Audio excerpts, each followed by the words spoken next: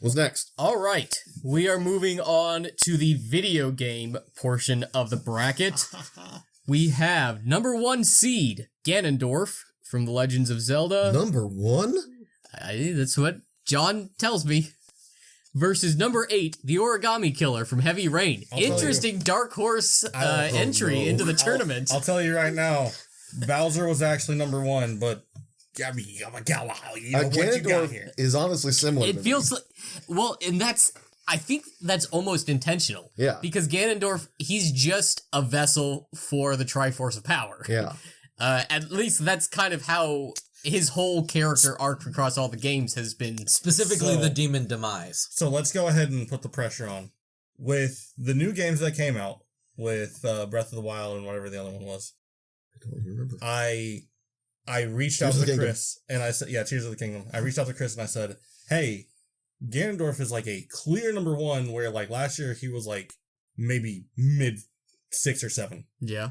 So can you talk compelling points about this guy? And he said, dog, I got you. Take it away. So Ganondorf is Redhead. Ooh, he's got my vote. He's got like bronze skin. Well, wait till we talk about the Origami Killer. So redhead. So the thing about Ganon, right, is that in previous games, he was the last Garuda, right? Oh, that's his really? race. What is yes. it? Really? Yes. Garuda. I thought he was just a like Ganondorf. Desert people. He's like the last Garuda. He is the last Ganondorf of his species. Honestly, I didn't even think of him as any species. He was just a Ganondorf. Yeah. And it's pretty much if he can't have the life that everyone else can, he will take that from everyone else. Okay. But why can't he? Because he's the last one. His people die But out. there's plenty of Garuda in the games. You interact with Garuda in Ocarina of Time. Are we talking about It changes constantly. Like, yeah. The original motivation is just that he is the embodiment of the demon demise or demiurge, one of the two. Yeah. Which then becomes the embodiment of the Triforce power. To rule the world and to destroy it. Right. I guess I knew less about Ganon than I thought I did. So you're there was confidence. There was confidence. There's like 50 years worth of motivations from different versions. Yeah, of the they same feel character. like a different person every time. And they are. Like, Twilight Princess's motivation. He's not even in. Well, he is in Twilight Princess. No, he's not even in Majora's Mask. Right. My favorite one. He's not. It's like trying to do a character study on Link. Like, he's 25 different characters, but also not. Mm-hmm. He's just the same character every time. Is there That's what I was saying. He was similar to Bowser. It just says Legends of Zelda. Right. So take your pick, I suppose. I guess the newer ones probably have more character. Just because I only say Calamity Ganon.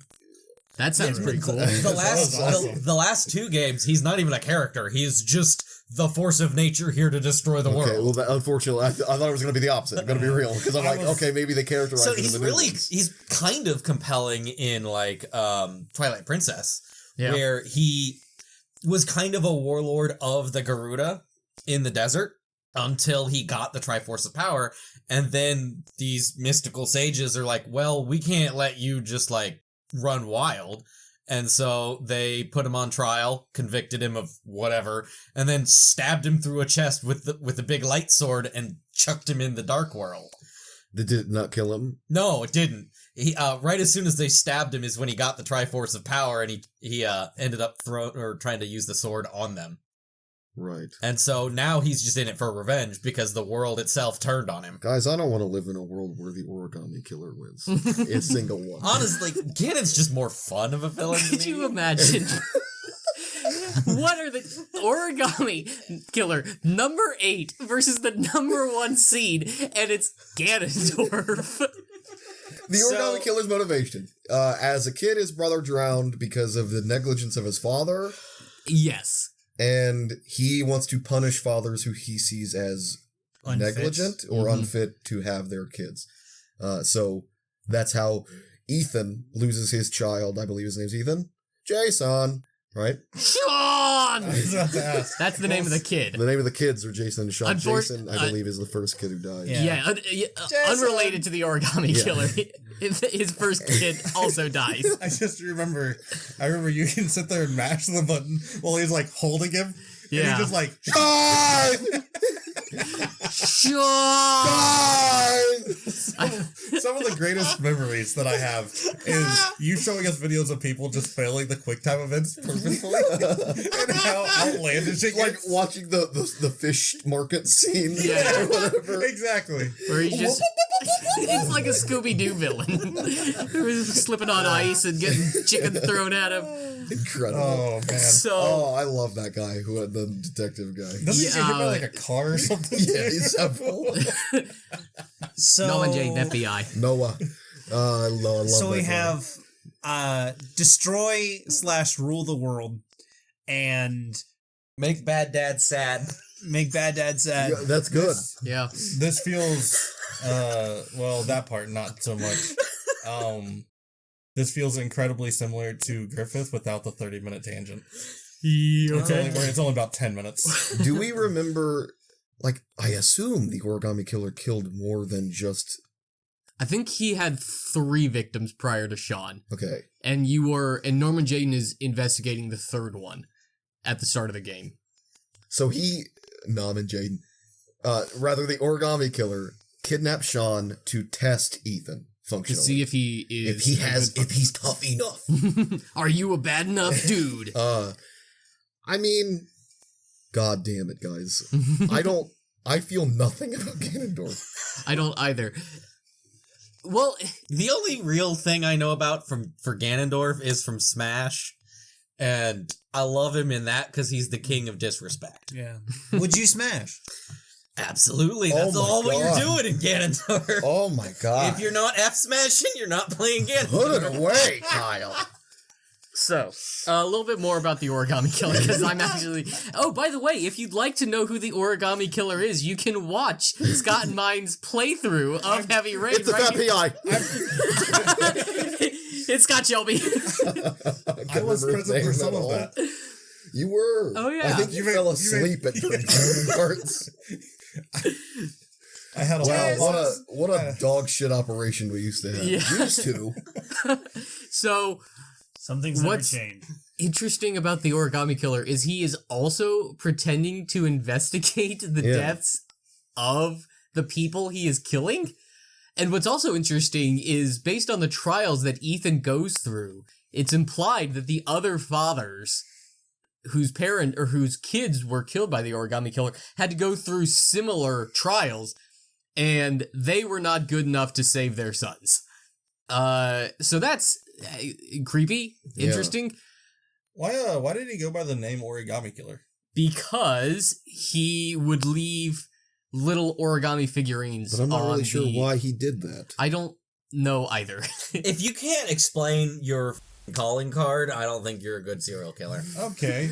Most serial killers don't even have calling cards. They just accidentally leave evidence that catches them. Right. I think the origami I think he's like, I need a gimmick.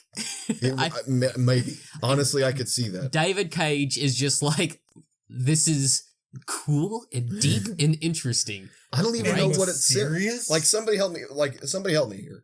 I'm f***ing stupid. What does it even symbolize? Somebody? Okay. I got nothing. Okay, so if They it's were from, always cranes. No. if it's from childhood trauma, it might have been something that he did. Well, his brother died because he got stuck in, he was like crawling in a pipe or something, and it Yeah. started raining. And he drowned. And he got stuck in the pipe, and like it wasn't even all that much water, but because he was stuck, Right. the water- That's why it's called Heavy Rain. Absolutely. Exactly. Oh. No, what I'm saying is that maybe if That's it's totally why it's called Heavy Rain. if it's based on Now I don't know if childhood you're joking trauma, or not. I don't then really know if I am either. you would want a scene in there where you're young Nubile. origami killer, Oh. like making origami, and he's like, "Where's my brother?" And like he's drowning. I don't even know if it's a crane. But like It's not always a crane. it's not always- In fact, there's like different ones. He gets a different. Ethan gets a new one every time he gets a new trial. One of the coolest, like, I guess, pieces of ancillary media that I've ever had with a game is the game when you buy it came with a piece of origami paper, and while it's installing on your PS3, it teaches you how to fold it into a little duck or something. Making little tiny murders. Yeah. Here's I don't know the what the fuck it is. It's a swan. The thing is, though, I would assume it's intricate paper folding to turn a flat piece of paper into a 3D representation of a thing, right? So there's like step-by-step instructions. You have to be patient. You can't be like overly like, you can't tear it or anything or it'll just fall apart. And then you have to be delicate with it. So it's kind of like raising a child. Wow, that was belabored. That was a fucking reach. Well, from what I remember, he would leave the cranes in the origami, and the origami would have instructions or something, and that's about, like, in text. That's all I got. I don't know why he's leaving origami animals. I don't know why he's doing that. It doesn't even... Maybe there's something in his backstory that I'm not remembering. Maybe his, like, mom made origami or some shit. I don't know. Maybe his brother that died liked making origami. I don't think any of it's mentioned. Certainly don't remember. I mean, if you're not going to explain it in the game in a memorable way, then don't make it a part of the characterization. We could go on and on about David Cage. It's a Chekhov's on this origami. exact same thing. We just never got to the Chekhov part. We didn't. Yeah, we didn't get the Chekhov. Cage's origami swan. You played too good at the game and beat him too fast. All right. To recap, I'm not voting for Ganondorf. and a quick Google search. Ganondorf's motivations were to get revenge on Hyrule and rule the world. Okay. I was half right. Revenge for what? I didn't look that far into it. Okay. He's usually wronged in some way because he has the Triforce of Power. Right. And people are scared of him. I mean, so yeah, it's basically classic supervillain motivation versus like discount Jigsaw. There's something. He has a lot of cool names. There's something weirdly familiar to me about Ganondorf in regard to, like, he seems almost mythical, like, as in you could literally put in like Zeus. So and bad guy Zeus. And that's intentional. So he has about 10 different titles that I've seen. Right. Just through this Google search. Demon King, Prince of Darkness, the Great Thief, King of Evil, King of Thieves, the Great. Wow. King of Thieves, huh? Because he's black. Damn. I bet. I thought they were more like racist ass Japanese bastards. I thought they were more like Arabic. Origami Killer. I don't know. Or Egyptian. Yeah, I don't have anything more to say. My vote here. is for Giovanni from Red and Green. Not red and blue. Red and green. It's originally Red and Green. Yeah, why? I don't know if you know this. You live in America. His name's Sheev. My first one was Leaf Green, so... Origami Killer. I hate to give any more press to David Cage. I apologize. I would have taken Ganondorf off this list. It's the internet's fault. John, Bowser wouldn't have fared any better. Yeah, I took him off because I knew better. Unfortunate. I'm going to vote Ganondorf because the Origami Killer couldn't interest me enough to give a fuck about my own trust me. channel. I don't find him interesting at all. There's just nothing about Ganondorf to me. He is 50 different characters, all of which want Who to, are the 4 to and 5 Link. seed? For coming up? Yeah, who's our next combatants? Well, let's get through all of our votes here. I think it's gonna be. I'm gonna go with plugging our channel's video. So Origami Killer. Hell yeah! Right. Okay. He's done more walking for us than Ganondorf ever did. That's more motivation than Ganondorf ever had. People in the comments are going to be like, this is rigged. Seed 1 upsets. Chris, you're going to have to stream Legends of Zelda next. That feels fair. I'll figure out how to do it on the Switch, and I will. They're just self-promoting. I need like $80 to get a... I actually, just real talk, please don't go watch those videos. They're dog shit. Jason! In fact, we probably say some really heinous shit in them. We should delete those. I was there, so yeah, probably. Next. We've grown as people. Okay. Interesting matchup here. Number 4, Albert Wesker from Resident Evil versus number 5, Micah Bell from Red Dead Redemption 2. Okay. All right. Let's get Albert Wesker out of the way. Please. Okay. Overall, Albert Wesker is... It took me a while to learn this and figure this out, but... That's his first and last name. Albert Wesker... yeah. He is what Master Chief would be if Master Chief was evil. Oh, interesting. okay. He's like a super soldier type? So you find out in Resident Evil 5, the one that he dies in, spoiler alerts. 5. You find out in that one that as a child, he was taken into the Wesker program, where Albert Wesker, not him, but the actual guy named Albert Wesker, took all these kids and then renamed them. Most of them orphans, but like some of them orphans, but a lot of them came from rich families that either had a lot of money, smart parents that were like scientists, or children from like incredible athletes. You said something that greatly confused me. Huh?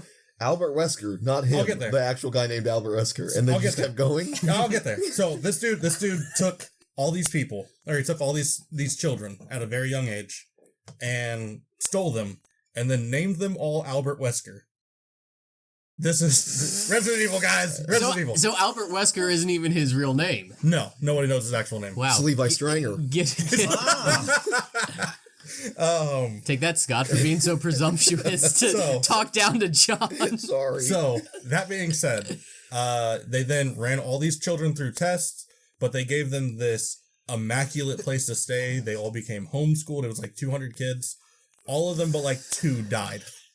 Were not able to handle the tests and the injections that they were given. Like, it reminds me of The Witchers. Mm-hmm. Sure. Except more evil. So, that is Albert Wesker as a child. And this is all the Umbrella Corporation, right? Yeah, they funded it, yeah. Cool. So that means there's 2 Albert Weskers? Well, No, there were 199. Well, he only Albert said that, Weskers. like, only 2 lived or something. only 2 lived. One never became prominent in the story. They just said, hey, 2 of them lived. Yet. Yet. Yeah, you're right, yet. So, once we get to the games, his whole thing is trying to... He was part of Umbrella, but he was locked out of a lot of the information on it. Is Umbrella in charge of what happened to him? They funded it. Okay. However, he's been... His whole goal, his underlying goal has been trying to dig into Umbrella to learn what they've been studying, what they're doing, what their motivations are, yada yada. And he goes to the mansion under cover of stars to do exactly that. Same thing in, in the other games that he starts to show up in. But ultimately, as a child and going through this childhood, it gets so fucking convoluted. Yeah. Because it's Resident Evil. Yeah. Essentially, there was the dude who owned the mansion, something Spencer. He had kind of hardwired into their brains, the 2 people that survived, that they needed him. Okay. And so this was all the time as like a failsafe. That It was like no a matter Winter what, Soldier thing. Exactly. And so even though he was trying to uncover all this stuff, there was like a internal battle between him that was like, I want to find out all this stuff so I know what they did to me, but I also know that I'm not going to do anything about it. Until eventually, at the beginning of 5, he took what's the guy's name? Ultron. He took an Ultron approach, where he's like, well, only the best people in the world need to survive. Like, this world, it sucks. Everybody in this world sucks. Nobody's good enough anymore. Okay. So, I'm going to unleash all of these terrible things, and 1 out of 100 people survive. But Is that those what's 1 out of happening 100? In the 5th one? Pretty much. Where, like, they go to Africa and everybody's just, like, sick from something. Yeah, and that's where everything's culminated. Zombie disease. Or Everything that's happened from 1 to 4, he's been in the background of. And he's taken all these extra viruses to produce a just mass genocidal virus. So that only the most fit people survive. And he, like, the goal of all of that was to do an Ultron. To basically manually evolve the human race. Exactly. I don't think it was ever described very well in the games. He mostly just had this hatred for Chris Redfield. Yeah. Well, who wouldn't be envious of Chris? I mean, have you seen that guy punch boulders? It's insane. Like, what's crazy about that scene, again, great scene, is he punching a rock. It's not just like, to move the rock. He's like body, head, body. Like, boxing a fucking rock. What the fuck are you doing? Winning. I guess. So, that being said, that was his endgame goal. Okay. He died at the end of 5, supposedly. I assume he died. But his goal was to change the world to make it a more evolved and stronger version of itself. That's kind of noble. I mean, is Ultron noble? Well, You make me sick. Ultron isn't real. Neither And he's a I got got bad news about Albert Wesker. Well, isn't that also the motivation of like Doomfist from Overwatch? Bro. Do you I mean couldn't- Overwatch 2? No. Electric. Overwatchable. It's Okay. very lofty and it's hard to attach myself to. It reminds me of what you were talking about with. You were probably very wrong about Sephiroth in the first one. It reminds me of Sephiroth. Yeah, we'll get there. And I've never really liked these kinds of motivations. I'm not even a huge fan of Ultron. The reason I like Ultron, in the comics at least, is I like the idea of self-improvement, where he is, every time Iron Man meets up with Ultron, it's just a different Ultron every time. He's better, he's improved, he wants to beat you more. Mm-hmm. I like that. I think that's fun. I don't really like these kinds of motivations, these kind of grand world-changing, because the human race deserves it kind of shit. Because it doesn't feel like, why does he feel that way? Also, like, what if he was just wrong and it just kills everybody? What happens then? Then the human race wasn't good enough, I guess. Yeah. Mm-hmm. Great. Also, I'm just thinking about this right now. To help you in any way. Is like, what about that backstory that you told us motivates his actions? I was actually about to say that. I was genuinely going to. So, Spencer's whole plan, his whole plan was exactly that, was to create this mass genocide, and so only the strongest survive. And he was, in Resident Evil fashion, was going to be the ruler. Okay. Albert Wesker took that idea and said, well, it should be me. Apparently he thought that would be easier than, like, I'm going to make some Winter Soldiers, and these Winter Soldiers are going to, I think this one I'm picking up, these Winter Soldiers are going to genocide the world. Essentially. Rather than just be like, hey, why don't I just make everybody Winter Soldiers, and I'll be ruling over them. Yeah, Flop. that's, you know what? Well, the problem is, it seems like the fatality rates for the Wesker program were much higher. Isn't that good? About 1 in 100. For him. Yeah, about 1 in 100 versus 1 in 10. What was it? Oh, both of them were 1 in 100. Oh, really? Yeah. Oh, well then, yeah. Why not just? Well, it's probably because they didn't have enough. They got budget cuts. I guess. They couldn't afford doing the Wesker program for the whole planet. If we can drop napalm all over Vietnam, we could have dropped Wesker juice all over the world. That's Just have some bats carry it. It'll work. Yeah, hell yeah. I love talking about this. Unfortunately, Albert Wesker is going up against another character. He is. Micah Bell. Micah Bell. I will say, Who? in my opinion, probably the weakest character in RDR2. Yeah, It's interesting that you say that because he also holds so much anger in my heart. Yeah, absolutely. He betrayed me. Yeah. hold on. Well, I think it speaks volumes that you're like, he betrayed me. Yeah. Also, yeah. to add to that, weakest character in RDR2. RDR2 has a lot of good fucking characters, man. Mm-hmm. Being the weakest character in RDR2 probably makes I'd it rather- better I'd- than most Resident Yeah, Evil I'd characters. like to be the weakest character in R2 over the best character in Resident Evil, probably. The most recent Resident Evil games aren't hateful. Oh, yeah, that's actually a good point. At least 7, 7. 8. 7, Yeah. I don't know why people like 8. I think it's dog shit. The only reason I say the most recent is because it's the same main character. Yeah. Lady Dimitrescu can step on me any day. That's great, Chris. I'm happy for Is you. that Resident Why Evil? isn't she on the... It is. Oh, okay. What is this called again? September. Badass district. Because she's a woman and she's irrelevant. Is there not a single woman? GLaDOS. Yeah, it kind of counts. Yeah. I think Micah's Gladys is motivation. on there. He, I mean, like, nuts to I think Gladys butts, is the only one. he really wants that Blackwater money.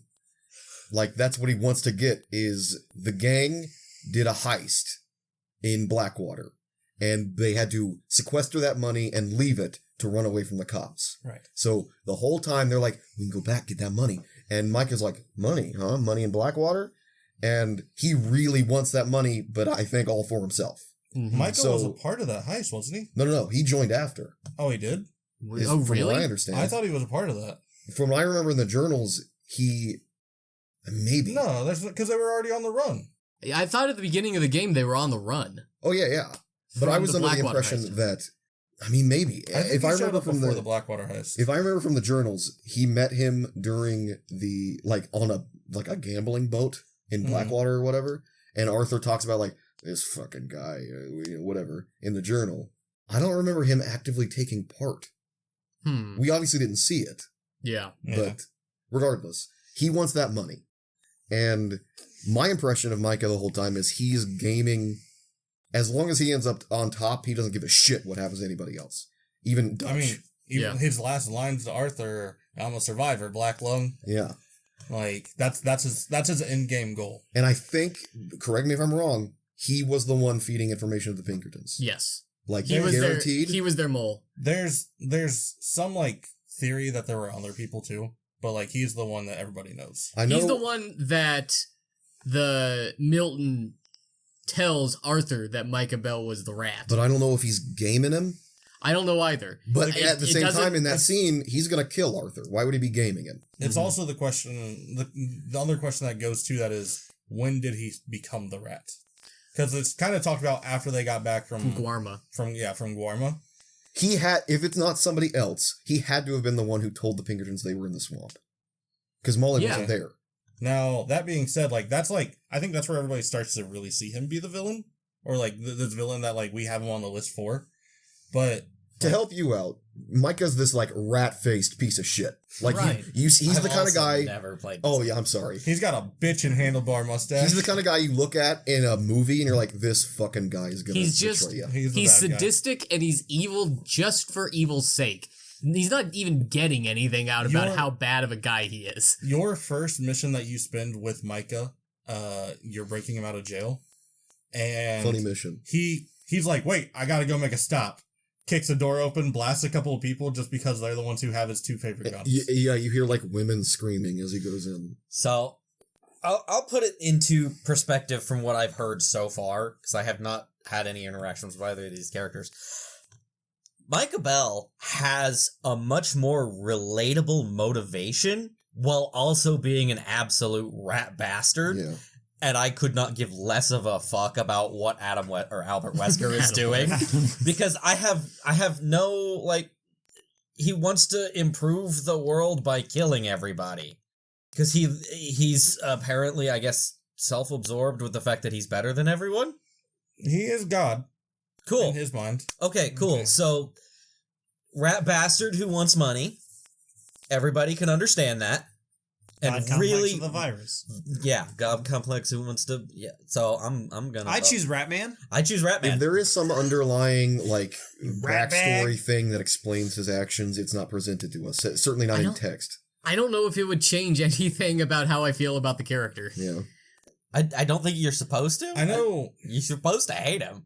I know from the get-go of the game, he's trying to be in Dutch's ear. Yeah, he's worm-tonguing him the whole time. It's this weird, backwards psychology where, as Arthur, you are already Dutch's right hand. Mm-hmm. And Micah wants that spot. What's crazy to me is it's so fucking blatant. And Dutch is just yeah, we should go. It's probably one of the weaker parts of Red Dead 2's story. Yeah. Is how Micah was able to worm-tongue Dutch. And we see Dutch as everybody. This genuine, talented manipulator. Mm-hmm. He is able to pull people in and out, and maybe that's what the explanation is that he doesn't have a defense for it. He's so good at it, he doesn't see it working on himself. The player's getting played. I think it is exactly that he's a player getting played. But I also think that he wanted to have those tendencies again. I think he wanted to be. I think. Go ahead. Because he wanted to have those tendencies again, and Hosea was the reason why he wasn't. He was the culmination of the people around him. Mm-hmm.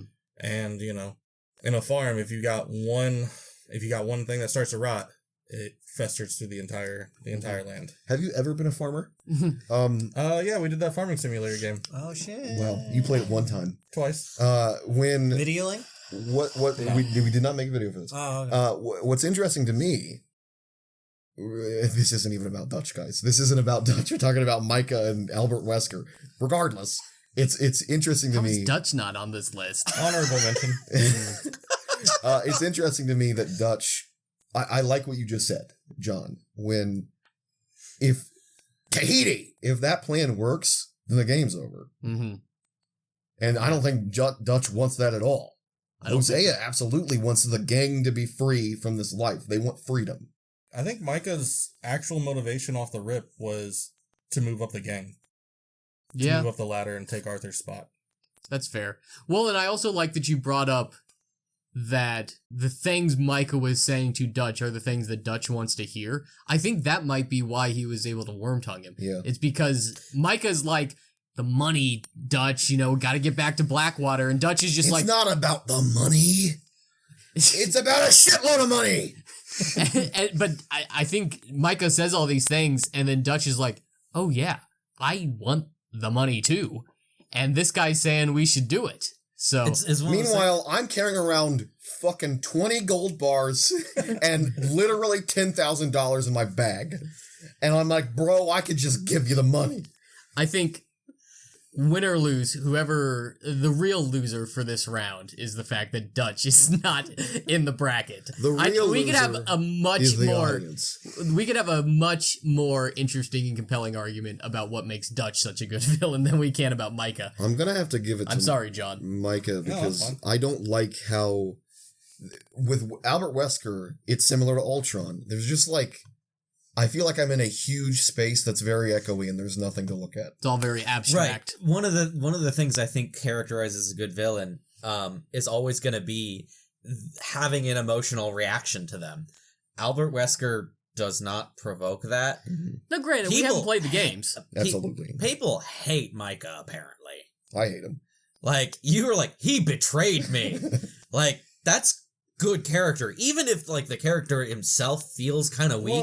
When you have that kind of fuck that guy, that's a good villain, and you can tell right away that there's just something darker with him. Like there's this like weird, almost pseudo Robin Hoodiness to the gang, and then there's Micah. Right. Micah is the guy that shoots a kid because the kid is $20. From the very beginning. Sorry, I hope this doesn't get us flagged. What I'm about to quote. I am quoting. Like he's like. Why does Arthur get his own room and I have to sleep in a cabin with Bill Williamson and a bunch of darkies? God. From the beginning, that's like one of his first lines after the game settles in a little bit. So like from the rip, they're like, bro, come on. You want us to hate you. And I wish we were talking about Dutch, because Dutch is a villain that actually has subtext. Dutch wants everybody to believe that they're Robin Hood and his merry men. Mm-hmm. But Dutch is just a killer, and he loves being he wants to be bad. He lies to himself and everybody else in the gang that says, oh, the stuff we're doing, it's moral and the world is unjust. But no, he's like Walter White. He just likes being bad because he's good at it.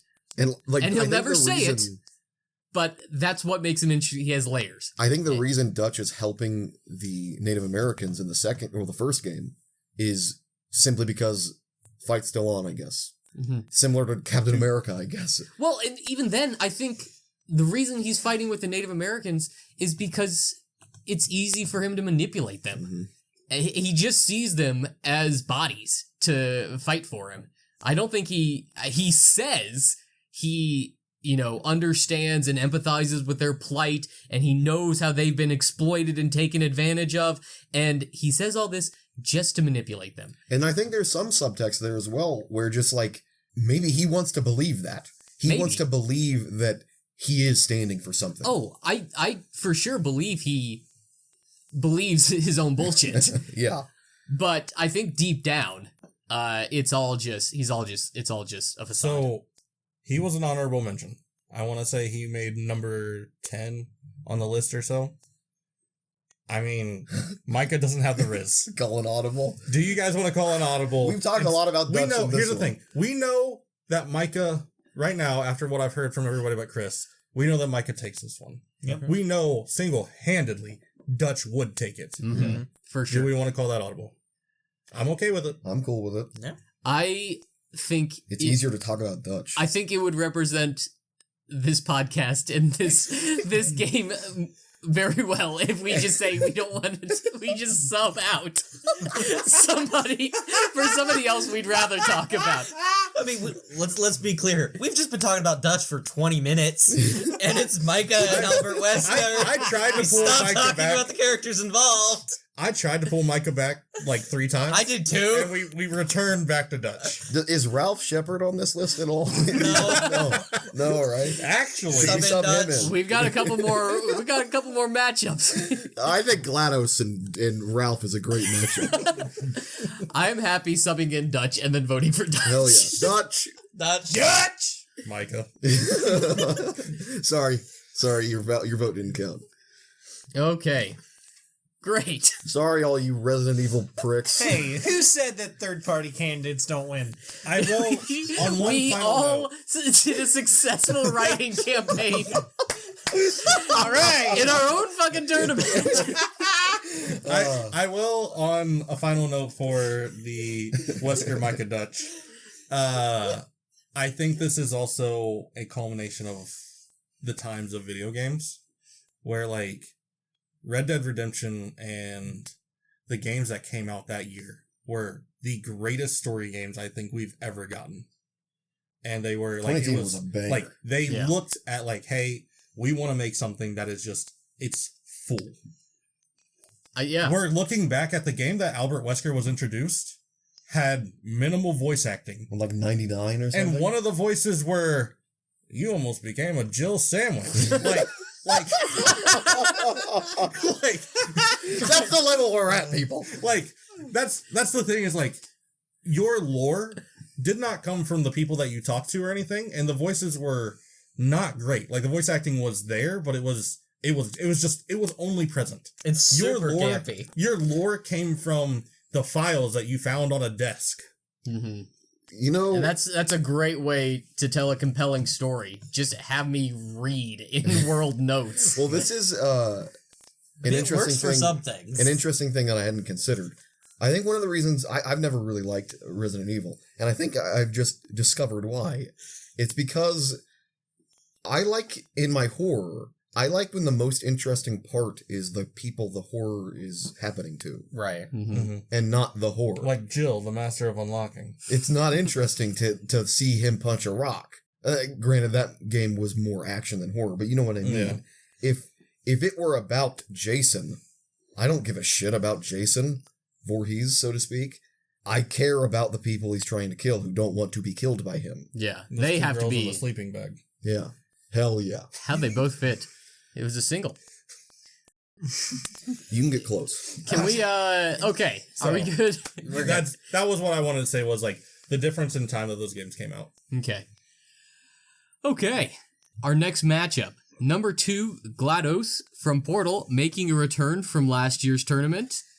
And Vaas Montenegro from Far Cry 3. Okay. At I did some number review 6. because I if played you tell Far Cry. me right now you've never played Portal, I will kick you out of my house. Played Portal.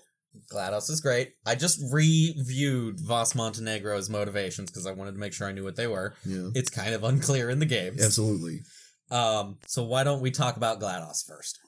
Everything Chris? I have to say about GLaDOS you can see in our previous matchups. Her from last year. motivation, I guess, let's just talk about, we all know GLaDOS. Yeah. Her motivation is to carry out the tasks, I feel, to test either the equipment, the rooms, the participant. We're not really certain what she's testing, maybe all of it.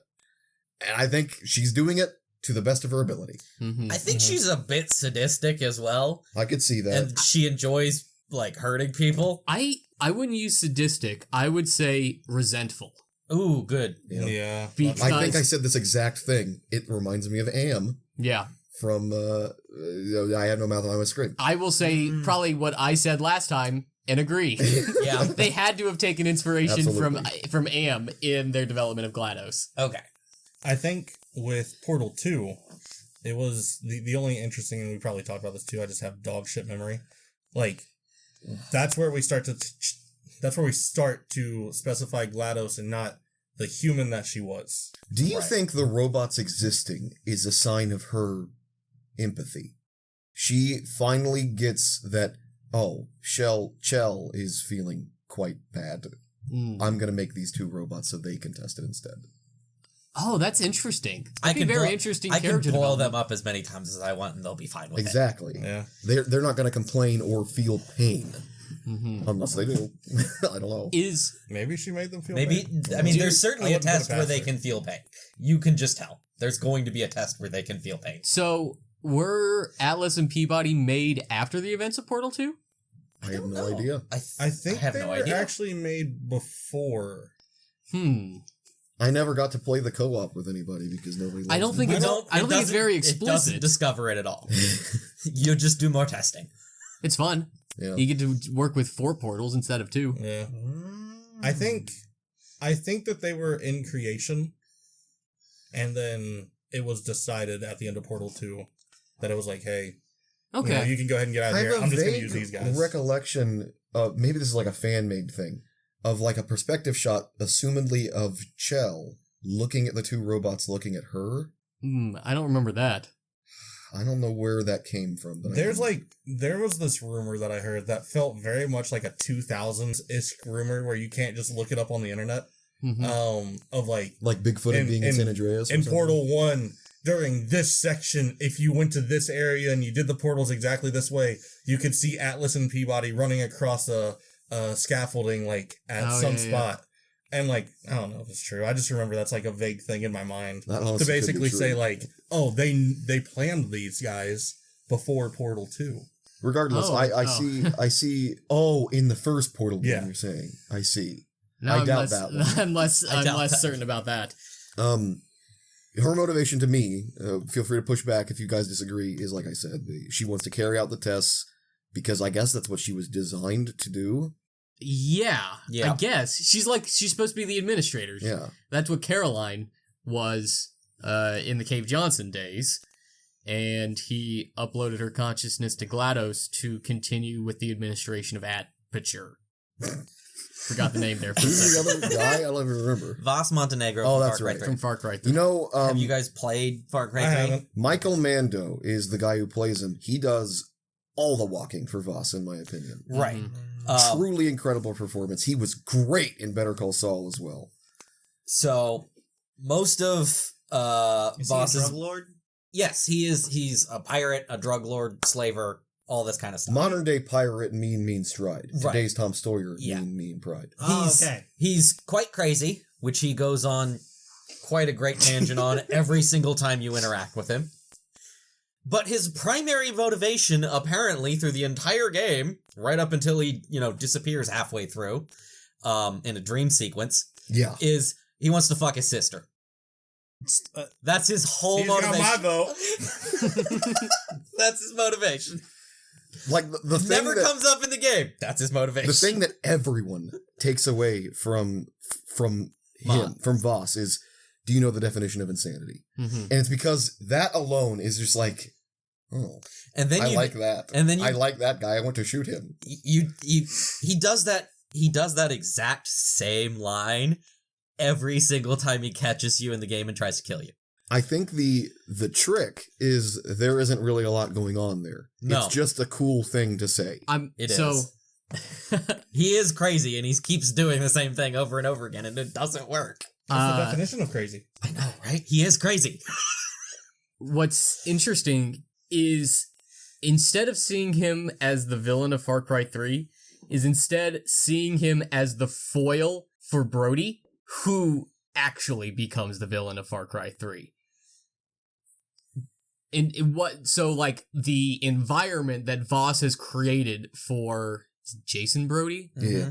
For Jason Brody to thrive in makes Jason Brody a monster that is way worse than Vaas could ever be. That's interesting. I still... Do you think that was his mission?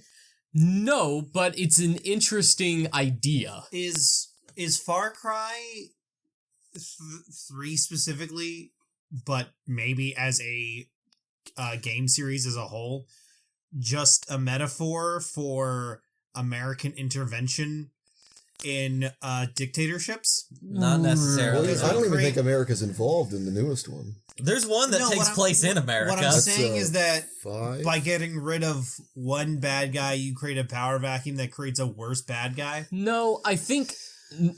Honestly, I think it's just some hoity-toity philosophical video essay kind of nonsense of, like, ludonarrative synchronicity in this case, where people talk about ludonarrative dissonance in games where, like, you have your all-American white bread heroes who are just mowing people down by the thousands, but we're supposed to just continue thinking they're good guys. And root them on. And root for them and cheer for them. Jason Brody actually becomes an evil person by going through the types of things your average video game protagonist goes through. In the game, he is evil. Yeah, no, he's a fucking monster. He learns, I actually love killing people and hunting zebras It's and like using the their ball opposite. sacks for pouches. It's like a weird inversion of the white savior, the white devil. Oh, interesting. Yeah, Jason definitely becomes that. To the point where it's actually kind of a Heart of Darkness thing, I guess. At the end, he saves all of his, like, trust fund rich kid friends who were vacationing on the island. And they're all like, let's go home. And Jason Brody's like, No, I'm gonna stay here and kill people. I like being here. I much enjoy barehanded wrestling a tiger. All that... I'm not going to ask for another write-in. But I think that's interesting that Vaas is the catalyst for that. Is the catalyst, and he's not even, if you think about it, the real villain of Far Cry 3. He literally, I guess, dies in a dream sequence kind of thing where you're tripping acid in the middle of the game. It's very confusing. It is supposed to be. And then he just disappears, and I assume he's dead, but it's hard to say. But we don't see his body. Is he a also, you're high on drugs, so... Is he a figment of your imagination? Real? It's interesting. Citra certainly thinks he's real. Does anyone else interact with him? No. Oh shit! Did we just uncover something? The other main bad guy knows who he is. So does Citra. Through Jason? No. He hired him. Jason. Like, everybody else recognizes that Vaas is a character, and then he just falls off the face of the planet. And nobody seems to know or care. Maybe they're self-aware there that it's not about Vaas. As charismatic and interesting of a character as he is, it's just video game logic that he is the final boss of the game. When no, he's not. For some reason, I hesitate. I will say, after he's gone, Jason really goes off the fucking deep end and just starts burning down the whole island. I'm not really sure why I feel this way, but I hesitate to give the game that credit.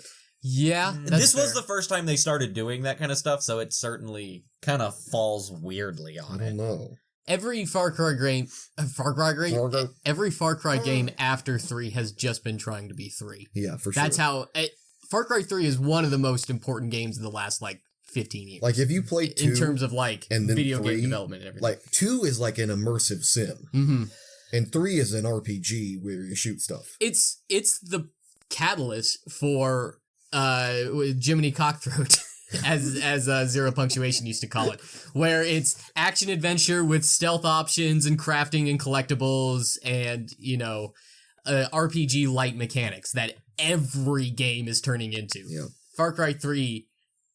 in some ways perfected that and was the beginning of it, and it's just kind of been downhill from there. I think all this to be said. All of this to be said, I still think GLaDOS kind of wins this. I just like her motivation and the way I like the way that her motivation is presented and she wields it. She carries 2 games. Mm-hmm. Vaas gets through half of one. Well, I don't think that. I don't. I'm not even sure I understand his motivation. You said it's to bang his sister, but that's not what I picked up on. He wants to do that, but that's not why he's doing the things he's doing. It all But seems I couldn't even tell you. He's just a crazy warlord guy. Yeah, no, he wants to fuck his sister, and that drives him nuts. And now he just wants. Everything just spills over from there. I feel like that. It's Is not that a gross simplification? It is. Okay. It is a gross simplification. That said, it's kind of nebulous, and like GLaDOS is pretty hard. Luckily, this isn't relatability because John, I don't know what you'd vote for. I'm gonna go for GLaDOS. I will also go with GLaDOS. I'm gonna go with GLaDOS too. Same. I think we're all thinking with portals. Nice. It's like the thing from the game. Yeah. That's cute. Did they ever say that in the game? Shut the fuck up. I don't. I legitimately don't remember. Okay. Who would have said it? Game Johnson. We got a fun matchup here. Another returning name back in the tournament, Sephiroth. Number 3 from Final Fantasy VII versus number 7, Handsome Jack from Borderlands. Ooh, okay. I think I already know which way I'm going on this one. That's sad, Kyle. Talked a lot about Sephiroth before. And I don't remember any of it. You also completely threw Albert Wesker to the side because you hate Resident Evil. So, biased much? Yes, absolutely. We are here for a fair and biased discussion. Unbiased discussion. That's why we put Dutch in instead of Micah. Because he deserved to be there more. Yeah. It's objective and unbiased. I think we can all agree that objectively, Dutch is a better villain than both of those assholes who I don't remember the names of. Also, Dutch gives us the opportunity to talk about him in 2 games instead of just 1. Arthur? Fuck you, Micah. Okay. Also, Dutch winning gives us the opportunity to talk about his Riz. Congratulations. We have a strong contender very far. If you want to present somebody that can beat Aaron Yeager's Riz, Dutch. There we go. Now we have 2 matchups where we talked about Dutch more than both of them. Can we put Dutch here too? Dutch. Okay, hear me out. This might sound crazy. You guys want to swap out Sephiroth? Who's Sephiroth? No, I was saying I don't know who Handsome Jack is. I've never played. Oh, Handsome Jack is Borderlands. You want to go first? Sure. His motivation, I think, Pandora seems to corrupt people. Mm-hmm. Right. His motivation is he wants to be a hero. Mm-hmm. And in fact, he's so deluded in the second game that he believes himself the hero when he's committing these atrocities. Mm-hmm. And I think that's his motivation. He wants to be the hero regardless of what the fuck gets in his way. Similar to Peacemaker, maybe? In that I don't even see it as like a greed thing. He wants the power to enact the change that he sees as good. And so to do that, he opens up the super evil vault to use the super evil monster that's inside that he will be able to control, that we then shoot to death because he's been, in order for him to create this paradise on Pandora, the thing that's there will have to go first. That's interesting. So it is just Pandora's So, box. is there anything else you want to add to this? That's interesting that there's vaults on Pandora. Nice box, Pandora. Nice. Nah, he said it first. Is there anything else you have for Handsome Jack? Not in terms of motivation. Is he handsome? No. All right. He's wearing a mask. He So- Doesn't he have like severe facial burns? Yeah, he got. I don't really remember. So what He got really fucked up. He is the Phantom of the Pandora. Okay. Sure. Sephiroth. Sephiroth weirdly has a similar motivation. He wears a Although mask? it's hard to catch at first until you get very late into the game. And even then, the way he talks about it doesn't outright say it to you. His goal in the game is to just wipe the planet and hit the restart button. At the end of the day, that is his goal. When you first meet Sephiroth, he is a soldier that doesn't really know anything about himself, and he's sent on a mission to Cloud's hometown. And while he's there, he runs into this Shinra electric company, whatever they're called, that was the Genova project. Genova was believed to be something from an ancient race that they just called the Ancients. They had a more special name, but everybody just kind of modernized it as Ancients. And it was believed to be like the last survivor of this. Their science division took its cells. You said they were aliens, Chris. So, I'll get there. There are aliens. She was an alien at the end of the day. But the science department took her genes and then put them into different things to kind of try to recreate the ancients. And that is what he came from. Sephiroth came from one of the main science guys and Genova's genes. Okay. So from there, he learns while he's in this place, he learns who he is, he learns what his background is, and he realizes the human race is fucking disgusting. Agreed. Like, this is awful. They're taking the last remnants of this beautiful ancient race and they're just trying to recreate it. Who gives them the right? So I'm gonna destroy everybody. I'm gonna restart this because they don't deserve to live on this planet. Is this is me reading into it? Is the motivation that he identifies more as one of these? He does. From that point on, he identifies himself as part ancient, but he also considers himself to be corrupted because he's part human. Exactly. So he's so proud of the ancient part that he hates the human part of him so much that all the other humans gotta go. This is very interesting. This is another thing that keeps popping up in our villains. People of mixed ancestry. And hating one side and loving the other. That is interesting. Now, where it continues, similar to Negan and Rick, he also lives to be the darkness to Cloud's light.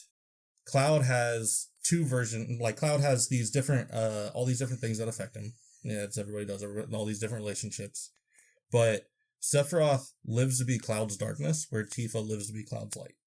And She'd so, be my light any day. And so while she's around, he will also always be around as the physical embodiment of Cloud trying to figure out who he's Wait, what about Aerith What I Breathe? She died. So she's spoilers. She's not one of his light. Not in that aspect of it. Did Sephiroth pointedly kill her to get at Cloud or something? No. She was believed to be the last actual remnants of the ancients. Oh, interesting. And she was also part of a half-bloodline. Her mother was apparently full-blooded ancient. And when the Shinra department found this is kind of the really fucked up part, they were like, oh, we can't let this bloodline die. We're just going to have her mate with, like, everything. Nice. And it started with Red 13, the dog. So, don't know why. Is there a dog ancient? I don't know. I don't think they got that deep into it. They said he was an ancient, if it is. How did it get half ancient? You know? It lived a long time. Half the time. But half of it only lives for like Sephiroth 14 years though. Couldn't stand her just as though he couldn't stand himself. And this is where it starts to get convoluted. He was trying to control Cloud to kill her. Because everybody who's been infused with Mako, which is like the live stream energy of the game, were also infused with Genova cells. So, like, and that's all the of the ancient? soldiers, yes, all of the ancient, and what they believe was an ancient, it was actually an alien. Oh, so he's not even part ancient. He's not. He thinks he is.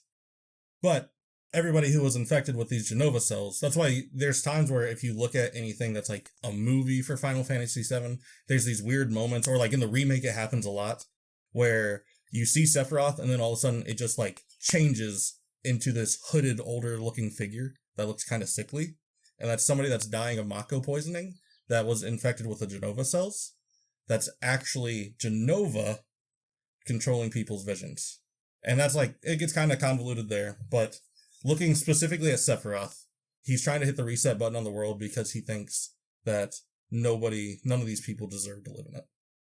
I mean, as far as motivation goes, I hesitate to say that. I mean, I'm leaning toward Sephiroth here, but with the other two categories in mind, I'm heavily leaning toward Handsome Jack. We talk about the Riz. Sephiroth, he makes you stop. He's got a big sword. Even in games that don't belong to Final Fantasy specifically, when you see Sephiroth step into the ring in Kingdom Hearts 1, and you see that black wing come out, and I'm like, well, I'm about to get fucked. I didn't even know who he was. I was like, oh, fuck, this is going to be a hard Same fight. thing happened in Kingdom Hearts 2 when you fight him there. He shows back up and you're like, fuck, not this guy again. Also happens in Smash. Add him to the new Smash. They did, and it was this whole grand scene where we thought he killed Mario, if only. Did he do it the same way he killed Aerith? Yeah. Kind of, yeah. Stabbed him in the But back. He's like holding him up. It's so fucking stupid. It's like in Shadow, and we see a profile of Mario getting fucking stabbed in Shadow, but then it's like through his fucking suspender. overall loop. So I'm leaning to purely motivation wise. I'm leaning toward. I like that. I like Sephiroth's motivation. I like the idea of, and he's even he's mistaken. He's not even part ancient. Straight up wrong. But he hates the part of himself that isn't what he loves so much that everything that isn't that he hates as much. GLaDOS and Handsome Jack are similar to me in that I think I talked about this in the first tournament. My favorite villains are the ones who, when they come on screen, you're like, finally. Like, yes. Because when they're there, they either make you laugh, like Handsome Jack, they make you learn something, like Handsome Jack and GLaDOS, or they, just have that presence, like Handsome Jack, I feel. At least, but the thing is, Handsome Jack's presence is his little picture coming up in the top right to talk to you over the comms. Yeah. And then, like... Usually to insult you, and then fucking have, like, a diamond pony that shits gold or something. Yeah. Butt Stallion. Butt Stallion shows up, and he's just like... You just hear, like, you hear whinnying. He's like, I had this whole bit about go fuck yourself. To add to the Sephiroth motivation real quick, with the remake and rebirth or whatever the second one's called, Sure. It seems apparent that he recognizes that his plan in the original game does not work. He fails. And somehow he knows this. We obviously don't know how he knows this at this point. But the idea is that he knows and he's trying to change the fate. Somehow he's made his way back to when the game started.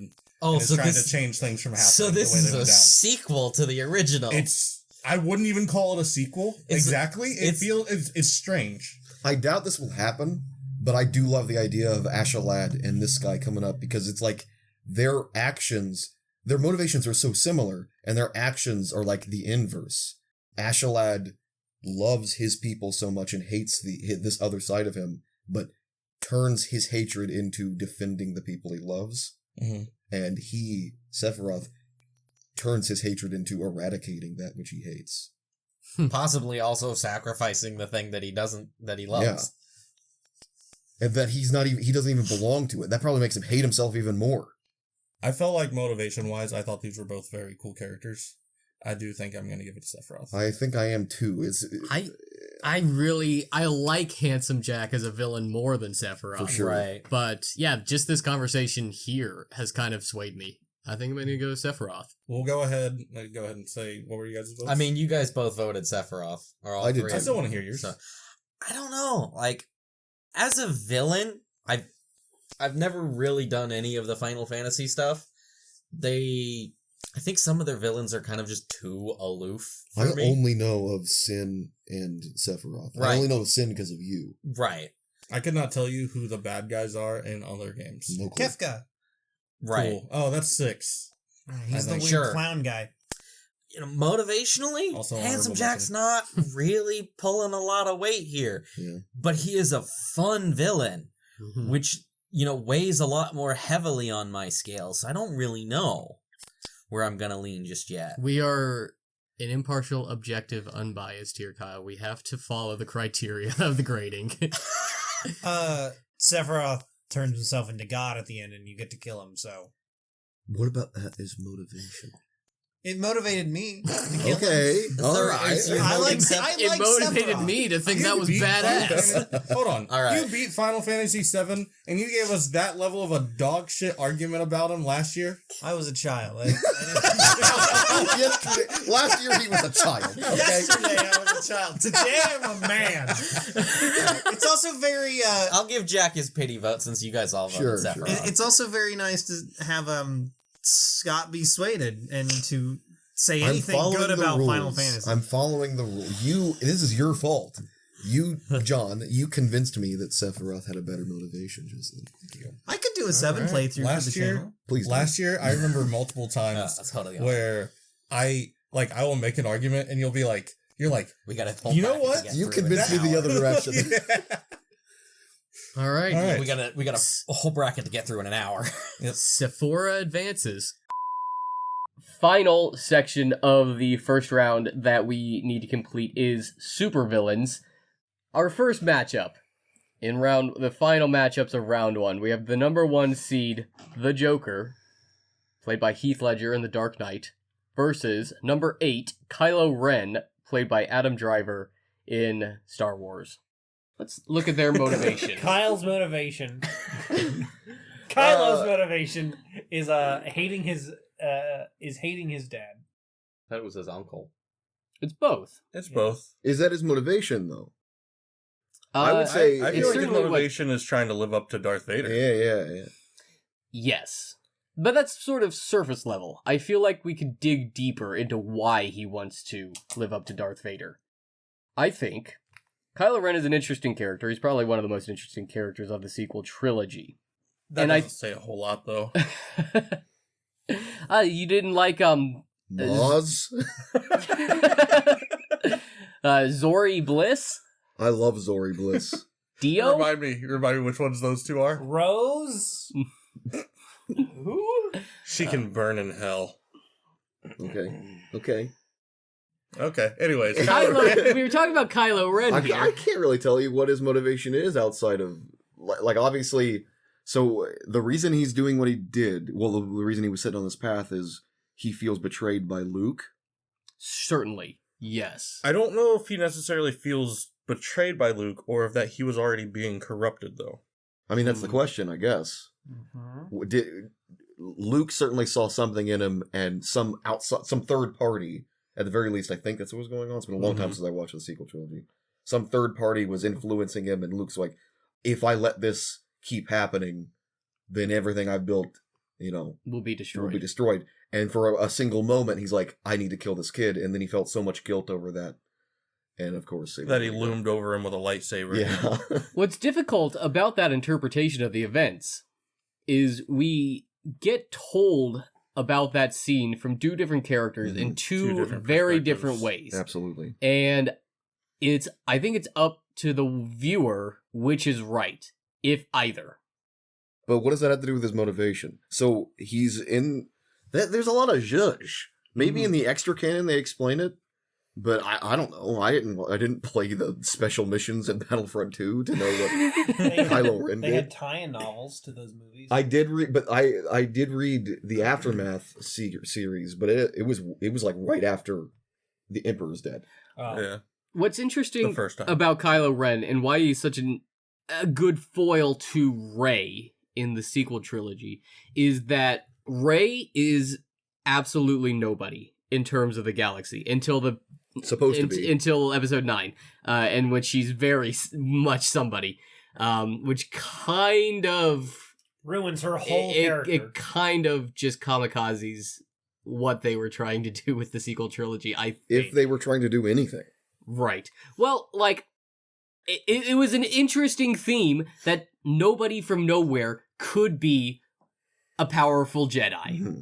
More so than just, like, Luke's, you think, starts out as just nobody from nowhere, but actually he's the son of the strongest Jedi ever, the chosen one. He's So in 7 and 8, it's a very much so a Goku and Vegeta kind of relationship. Yeah, exactly what I'm getting at. Rey is nobody, and Kylo Ren is the nephew and the son of the three most important people in the galaxy. And the grandson of the greatest villain of probably the entire series. Good choice of words there, because there's a lot of debate happening here. And so that's a very interesting foil, where Kylo Ren has been given absolutely everything, and he is so frustrated that Rey is just as powerful as him. It was that line of thinking that, like, led me to... Because I wanted to like the movies so much, it led me to the fan headcanon of that the Force is literally like a seesaw. It's a balance, where in that act of betrayal that Luke did on Kylo, it made such a huge surge in the dark side that the light had to respond in the form, and that's why Rey's just so fucking crazy powerful. Yeah. But and like Kylo Ren feels like he is owed so much. He's a Skywalker, damn it. You think that's what it is? He's one of the greatest Jedi ever. I think so. I think that's part of it. I'll be honest, I've never seen any other Force user just stop a blaster bolt in midair and hold it there for a better part of an hour. At the very least in the extra canon, I keep saying that. In like Battlefront 2, like they explicitly state in that game, and it's apparently canon, he is warping time. Right. He's warping time around that blaster bolt to freeze it, and that is why it stops. So I can only talk about this kind of a little surface level because the implications of the stuff that they can do, it just throws everything out the window in the sequel trilogy. But the fact that I do like that Kylo Ren thinks that he is part of the greatest Force dynasty ever. I think that context fuels what you were saying, or whoever was saying about his motivation being wanting to live up to Darth Vader. Mm-hmm. I can agree with that. And I think, because this is something, I haven't seen the last one. You haven't seen Rise of Skywalker? No, I have not. Treat yourself. Be disappointed. Who do you think is the Skywalker Rising? Rey. Is it Luke or is it Ben? But one of the things that Rey. You mean? I think it's Rey. I mean, Kylo gets redeemed in the movie. Why'd they kill him? Okay. I missed that. Yeah, thanks. So I remember, shit, I mostly only remember Kylo Ren. The first one, the only one that I really remember is the 7th. So the first of the prequels. Sure. Okay. There's still hope. Then. And we have Kylo Ren being the new Sith, and does seem like he's trying to live up to the greatness and the power of Darth Vader more so than Anakin. And then at the very end, we get Rey coming in and just beating his ass with the power of the dark side. Because that's what happens there at the end. Her lightsaber may be blue, but she's more a Sith than he is. My memory's not that great. Because she comes at him in a rage. I suppose. When he takes out, what's his name? Finn, thank you. Those movies did not leave that much of an impression on me. There was that one bit in that fight that I thought was so good. It's such good. Adam Driver is a great actor. I agree. Whatever you say about the sequel trilogies, he really carried that. There's that bit where they kind of like break apart for a second. Ben Swolo. And he starts punching his side where Chewie has shot his blaster because the pain fuels his anger, which fuels his dark side force powers. It's so good.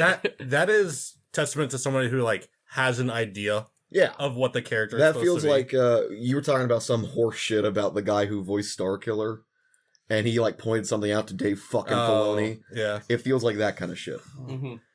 But I don't know, man. We talked ad nauseum about Joker in our first one. In his, just a quick recap, I think his motivation is like, he wants to prove to Gotham and the world as a whole that Batman, and by extension, the world as a whole, is one bad day away from him. We should just put that clip on the soundboard of you saying that. Absolutely. Because you say it so much. So often. It is I love that motivation, but that's all there is. Mm-hmm.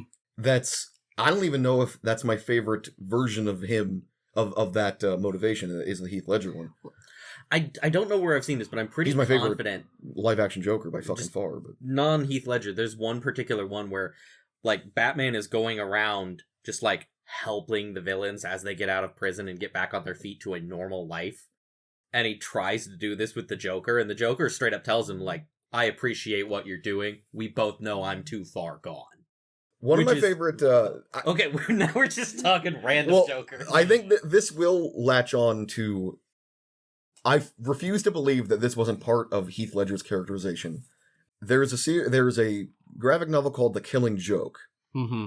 And to buttress that what you were just saying, Kyle, at the end of the comic, Batman's talking to Joker, and he's solved the crisis, and he's let Barbara go, and he saved everybody. Not Barbara, Commissioner Gordon was the one captured. Anyway, he's about to detain Joker, and Joker's like, just do it. Just kill me. Prove me right. That kind of thing. And the implication is, it's heavily implied that Batman does in fact kill Joker at the end of that scene. But the Joker says, do you want to hear a joke? And he tells him the joke about the two insane people who are escaping. It's actually a good joke. It's two people are escaping an asylum. They're hopping across rooftops to get away, and all they're armed with is a flashlight. But then they come across a gap between two buildings that's far too wide, and they hear the sirens behind them. They're like, we're not going to make it, we're not going to make it. And the guy with the flashlight is like, no, I have an idea. I'll turn on the flashlight, and you walk across the beam to the other side. And the second guy's like, that's insane. You think I'm that stupid? You turn it off when I'm halfway through. Mm-hmm. And Batman's response to the punchline is, that's actually pretty funny. And then he kills him. It's heavily implied that he kills him. And in that joke, it is heavily implied Batman and Joker are the men running away from the asylum. And you could make so many different arguments about which one's the one with the flashlight. Which one's the one so deluded that I don't trust you, but I'm still fucking crazy. And I like that characterization in Heath Ledger. That's me putting it in there, but it's really hard to see because Killing Joke is like baby's first Batman. If you're going to make a Batman movie, you read Killing Joke. Then Dark Knight Returns, then like Death in the Family, you know. Okay. Regardless, name them all. That's his motivation. What I like about Heath Ledger's Joker in The Dark Knight is he wants people to believe that he doesn't have any motivation. Yeah. There's the scene where he's talking with Harvey Dent in the hospital, and he asks him, do I look like a man with a plan? And up to this point, it seems like everything he's done has been random and chaotic just to get the Batman and etc. But there are moments throughout that movie where you see, oh, actually he does have a plan here. The scene where he is giving the ultimatum to the two ships about which one gets blown up. It's a blink and you miss it kind of scene because he's just doing voiceover, but one of the scenes cuts back to him and he's reading a script. So his whole speech, it's not off the cuff. It's not, off the top of his head. He wrote it down. He prepared it. He practiced it. And then when neither of them blow up the ship, he has the backup. Himself. He has the backup plan. So there's a lot of complexity. And it's in that scene that he just after that scene, when Batman stops him, he outlines the whole goddamn thing. Where you're like, oh, sometimes all you need is a little push. And Batman's like, oh god, Harvey Dent's Two-Face now. Like, it was that dramatic realization. Oh, yeah. That this wasn't even the plan. The plan was happening while this was happening. But regardless, I don't even know who wins, guys. I don't know who to vote for. I do like the idea that his motivation is the brutal simplicity of Joker's motivation is what pulls me to it. The motivation, how motivating Kylo Ren's motivation is what's pulling me toward him. I like the idea that he really does just feel like he deserves to be this great. He is a Skywalker. He also, on top of that, he feels inadequate because he's not somehow not living up to it. He's throwing a hissy fit all the time, too. Right. Like, he can't seem to manage it and still feels inadequate while being like, I deserve this. While also being, like, top three most powerful people in the universe. Right. In terms of, like, force abilities. I think I'm going to have to give it to Joker. I want to give it to Joker. His motivation as a villain. My problem with the Joker, specifically in that movie, is that I can tell there is a motivation. And it's very clear once you get through everything and analyze it that he has some kind of goal. There's something there, very deep down, very powerful, driving him. That's a problem? The problem is I don't know what it is because he does this multiple choice thing of what his background is. Didn't we just talk for 20 minutes about what it is? He can say that, but I don't believe him. Okay. I don't believe, because the closest I can ever get to is... So you could argue that some of his motivation is remaining a mystery then. Part of it. The thing that always I end up coming back to that I keep seeing some kind of like a fan theory that comes up sometimes is... during that conversation with Harvey Dent, where he's talking about the plan. When Harvey doesn't recognize him and he's just wearing the mask. Yeah. Something to that effect. Where he's coming in and he's like, people don't panic when everything's going according to plan. When a truck full of soldiers gets blown up, nobody panics. When one little old mayor gets shot, everybody loses their minds. Right. And clearly he's very well prepared with weaponry, explosives, all these other things that kind of makes you think he might have some kind of a military background with those two quotes going. I've seen this. Yeah. But he's also got all the other things with his father, his wife, who these people we have no proof exists. Yeah. We have no idea. So every time I get it, there's something there driving him. And it's powerful and compelling, but we, as the viewers, never get what it is. Well, I as the viewer, certainly think I know what it is. Not the specific inciting incident. I think that's part of what the point is that it is multiple choice. Well, I mean, clearly something happened to him. Whatever is making him do this is up to the viewer's interpretation. Clearly something happened to him to shatter his worldview, right? And now his motivation is to prove that the entire world is one bad thing away from being him. And then, I guess he proves to the world, Batman... He wasn't able to... That's the thing. Batman was able to change the story. Batman was the bad guy. I'll take it on me because he can take it. That kind of thing. Gotham needs a villain. Yeah, he is our... That's the ending thing. If Gotham... Like, he's the hero we deserve. Are we good going to the vote? Oh, for sure, yeah. I'm Joker. I think I'm good. Same. Joke. I think I'm going to go with Kylo Ren on this one. I'm not really mad who wins. I will be. I want Kylo Ren to win. I want Kylo Ren to win.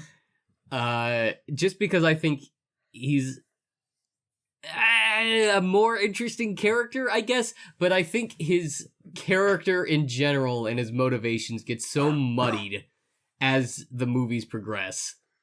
I think he had as much of an opportunity to be an interesting character. He had so much potential, but I don't think in good conscience I can vote for him. So I'm going to go with the Joker. I sit somewhere in a similar stance. As a villain, I thought there were interesting quirks that I thought Adam Driver added to him, but not in the writing itself. There's a certain petulance that he brings where, and I think that's intentional. Like, he wants to be Darth Vader, but he is this, why can't I be Darth Vader? He's a spoiled brat. Yeah. Yep. So I will also be going with Joker. He's a Nepo baby. He is, actually. Yeah. He really, He's the biggest Nepo baby. Yeah. Incredible. What is the First Order? I don't know. It seems like it was just the remnants of the Empire. But then they're like as big as the Empire by episode 9. Also, episode 9 just it completely brutalizes Kylo Ren as a character because we were leading to Kylo Ren being like this fully realized character, going all in on being the villain. And then Palpatine says, I've been the one puppeting you this entire time. And no, he isn't a villain. He isn't the leader of the First Order. He is just that child who is being strung along by all the adults in his life. Yeah. And it's frustrating to see a character go through that. If Palpatine was all the Sith, is that like taking a literal stance? Like he's the one who kept killing himself as Feel free to cut this out. Murked by... Literally, that was the writer's intention. When he says, I am all the Sith, I think it's kind of cool. I wish they had doubled down on this. The rule of 2, the reason that happened, and like imagine the brilliant irony of he could save others from death but not himself. The ultimate betrayal is of the apprentice is like this final act, this ritual, this dark side ritual to cut down your master. And in that act of pure, like selfish dark sideness, he's able to take over their body. He's been a Force ghost. Oh, I see. Okay. Through Creamy Sheev is just some other person that's been Force ghosted. Yep. Man, maybe Palpatine should have been on this list. Just kidding. Okay, so John, your final vote. It's Joker. Okay. 4-1 joke. So the Jonkler moves on to the next round. All right, the next matchup we have number 4 Voldemort, played by Ralph Fiennes in Harry Potter. Is that how you pronounce his name? Yes. The T is supposed to be silent, I I had believe. no idea. I'm not going to be a stickler about these sorts of things. The French are In always fact- villains. In fact, I actually feel a little gross pronouncing it the correct way. Just because it's not the colloquial pronunciation. Can you say it the other way for me? Voldemort. And then whoever's editing it, take that clip and put it in Yeah, when I Voldemort. originally. Number 4, Voldemort versus number 5, Syndrome, played by Jason Lee Oh, in The Incredibles. this is going to be a fun one. Real quick, just because a motorcycle drove by John's house.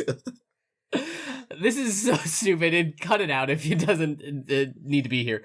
But I was talking with my dad yesterday, and he told me that he likes to ride his bike around town, and he will intentionally drive by John's house when he knows we're all here. That's awesome. Is that the one we hear so often? I think it is. That's awesome. That's incredible. Funny. That's smooth. Somebody's gonna have to help me with Voldemort's motivation. He wants to kill the boy. But why? That's after the beginning of episode 1. What the fuck alright. was it before that? Voldemort's motivation is he's afraid to die. Oh, okay. Horcrux. Yes. He wants to be immortal. Right. The boy who He lived also can't has kill him. that inferiority / superiority complex going Alright. on, but the big motivation overall Because he's is bald. he's afraid to die. He's doing the Harry Potter universe version of a phylactery, but like Yeah. 7 of them. Yeah, that's basically it. He died once, and it sure was a whole fucking to-do to bring him back. Mm-hmm. So, yes, he got 99.9% of the way dead. Yeah. But because of his Horcruxes, Nice. his spirit was able to hold on just a little bit. And then, yeah, it took 4 books. so for him. he's obsessed with not dying, being Mhm. immortal, and that motivates him to be... Oh, no, also there was that thing with, like, he believes... Isn't there? Maybe I'm imagining this. He hates his dad Well, he hates muggles. Yeah. because his dad was a muggle who raped his mom. Okay. Oh my goodness. Oh, Actually, wow. no, sorry. No, No, no. I got that backwards. His mom raped his dad. Excuse me? Okay, well that's a little She- bit more acceptable. She fed him a love potion and Magically made him fall in love with her. Why? Because he did not love her. Oh. But she But was Dad was the infatuated by muggle. him. dad was the muggle. Okay. Tom She Riddle. was some Senior. basically backwoods witch who used to be That's from a really very rude to say powerful about line. somebody. They were, they Sounds were like a Taylor Swift song. they were Salazar Slytherin's direct line, but they had lost any semblance of respect and power. They were just something. Branch family. Yeah, they were from. Well, no, they're not even a branch family. They were just All that was left. all that was left living in out in the woods. So she was like, and little I want, Hangleton. and Why do you know these things? his Because I read the book. You just read things and then you remember them. right. And I, his dad was disagree. a relatively pretty man, and she's like, I want that man. And he didn't like her, so she drugged him and forced him to have her children, or, and be her husband for so long until one day she forgot to drug him again. And he realized everything that had been going on and left. Wait, was that the old man that got bit by the snake? No. Oh. Wasn't it? And so he hates his dad for running away And he wants and being a muggle. that's motivating him to Be the supremacist that he is. Right. Because all of his history on that front. Also, there's this weird bit of world building where apparently a child conceived from a love potion cannot feel love themselves. That's an odd thing to write in there. But yeah, Voldemort Should physically have put him down. cannot feel love. Didn't Dumbledore bring him to Hogwarts? Yeah. Yep. Bro, He was setting people on fire as an orphan. put him down. Who, Dumbledore? Yes, probably. Yeah, wasn't Dumbledore like a bad guy before he was a good guy? he was He was gay for ambiguously. Grindelwald. Yeah, and Grindelwald wanted to do bad things. And Grindelwald's played by like 3 different people, so Thor, probably. I only remember the two. I only said I remember the 2. I said 3 in Flame. Well, there's the 3 in the Fantastic Beasts movies, and then whoever played him in the original series. Who was the... Wait, I only remember 2 from Fantastic Beasts. There was Death? Colin Farrell. He was 3 different people? And and then no, Johnny wasn't he Depp. just polyjuiced Yes. to be Colin Farrell? Yes. Oh, okay, maybe. That was true. And then Johnny Depp, and then Mads Mikkelsen. Yeah. And then I don't know the other actors from the They got Mads Mikkelsen to play Yeah, him. and the Yeah. third one. The Interesting. Secrets of Dumbledore. That it must have been a direct-to-video sequel. I don't think it got released in the I don't think theater. it got marketed. Yeah, I don't know what happened. It was supposed to be another 7 movie series. I don't know how you were gonna do that. Why? Yeah, that's not what we're talking Yeah, about. we're not talking today. about directorial motivation here. Anyway, So Voldemort's interesting. He's got an interesting backstory and an interesting front story, but he also is just like the villain in a children's book series. For sure. It gets Very a little fairy tale. It gets a little more complex and adult in the later books, but he really does start out as just like a stereotypical evil wizard. And is the reason he's trying to kill Harry because Harry of survived. the prophecy? Or is it because Oh he yeah, it's because of the survived? prophecy. That's correct. Yep. The prophecy said that one of them is gonna die, and Yeah. he was like, "It ain't gonna be fucking me. I can kill a baby." And then he does kill Harry, but actually kills the Horcrux inside Harry. Other way, well, later, but first, when he goes to kill him as a baby. No. I mean, when in episode 7, when he finally does kill Oh, Harry, yes. it like kills the Horcrux that he accidentally put in Harry. Yes. So he kills himself.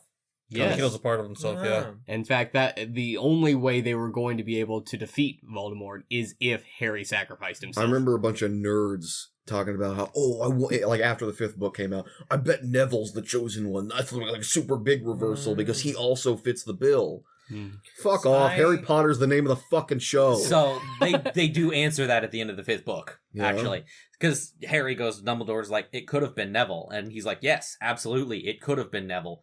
But the prophecy specifies that Voldemort will choose who the chosen one is. I mean, that's, yeah. And he goes and kills Harry, or it tries to, and that marks Harry as the chosen one. I don't know if the prophecy says that specifically. It does. But Because Trelawney, it's... I think it was more just... It was like Greek tragedy. Trelawney says he will mark him as his equal. Okay. He goes to kill Harry. Scar. That's the mark. Right. Harry's the chosen one. I do have to say that the best thing, in my opinion, about Harry Potter is just the one line where he's like, "The boy who lived, Okay, come to die," and That's the best thing? That's the best thing. No, Harry he forgot Potter the is- literal 2 seconds after that. No. That. Anyway, we are talking about Harry's motivations here, but that takes guts Yep. because Harry didn't know that he was a Horcrux and that he had to go let Voldemort kill him. At least in the books, I think in the movies There might have been something going on. In the movies, my memory tells me something along the lines of he wouldn't attack Hogwarts if Harry just gave himself up. Well, yeah. The motivation for Harry going was not because he knew that the 7th Horcrux was him. He was just doing a sacrifice play. Yep. Type of thing. And Syndrome. Yes, let's talk about Syndrome. Right. His motivation is, from what I remember, he met his hero. Don't meet your heroes. Yep. Yeah. And because of that, because he was so perfectly disillusioned on the idea of superheroes, like they're just people, but he gets to be this beacon of hope for people, and yet he blows me off. Mm-hmm. So there's not allowed to be superheroes anymore. In fact, I'm gonna be the only fucking superhero. Is that the end? That basically sums up the that's pretty syndrome. much it. I mean, that sums him up in the way that Voldemort just doesn't want to die, I think. Yeah. We go further than that. He that is the premise of who he is. But is there anything that happens after that? Like, is that flat out everything for like why he goes and builds a giant organization on an island? Yeah, basically his hero, Mr. Incredible, because Syndrome doesn't have powers. He's just smart. Right. He, as a small child, was able to develop rocket boots. Yeah, rocket boots. Yeah. And so, like, he was like, I may not have super strength or something, but this guy's my hero and he's the greatest person I've ever met. And I want to be his sidekick. I want to go be his sidekick. I'm Incrediboy. Yeah, I'm Incrediboy. And the reality of the matter is, Mr. Incredible, as he says, is kind of a jerk on his own. Because, he works alone, he blows off a kid, primarily because the kid's going to put himself in danger and he doesn't want to be responsible for that. But, a small child that's your hero is like, get away. I do not want you. You are not affiliated with me. Correct. And so, like, that is the driving force behind everything he does. And so it turns into an entire revenge plot. It becomes his whole life's goal. Like, it seems there's a lot of pieces we don't know that we don't see. Yeah, we know somehow he makes a shit. Yeah, he makes a shit, probably with his inventions. And he just hides away on this island, developing a tool for killing super people. And it if I remember correctly, it adapts to every single one it can't beat. Well, he adapts it. Yeah. Right. And then it becomes sort of self-aware to the point that it starts to learn how to deal with supers. It recognizes that the reason that it's like it will lose this fight is because, this guy has the remote control. I'm just going to shoot it off your arm. Right. Mm-hmm. It's able to learn. You want to know an interesting fan theory about the Incredibles? It's part of the Pixar theory? No. No, sorry. I don't care then. Okay. Well, never mind. Derail the conversation. Okay. The theory goes that Mr. Incredible was not the next person on Syndrome's hit list. The next person was Frozone, because Mirage is tailing. Oh, it's not Frozone. the guy. Yeah. Yeah. But this is definitely the guy that. You think she's tailing Frozone, but then she didn't know that Mr. Incredible is still around. Yeah. And Syndrome, he wasn't on Syndrome's map. So they were targeting Frozone, and the setup to that is when he fights the Omniball or whatever, it takes him into a volcano, which would completely neutralize Frozone's power. I love that. Wow, that's something I didn't even... What?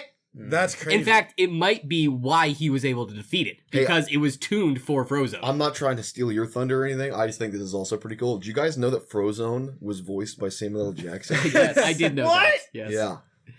Dude, there's so many quotable lines. He doesn't say motherfucker once. I do He like does that. not a single time. I do like that Frozone's motivation is so powerful that even after he lost, he's like, you know what? I'll fucking kidnap his baby. Oh, you mean Syndrome? Syndrome, You sorry. said Frozen. I was very confused. I got very Yeah, that's a power play Samuel L. Jackson would do. I'm gonna steal his baby. No capes. It's like, that is a powerful motivation. It's like, you just got your ass handed to you by the dude you were trying to kill. You know what? I'm gonna steal his kid. Because and the make his kid kill Omniball was not tuned for the other members of the Incredible Family. That's why it would be able to be defeated.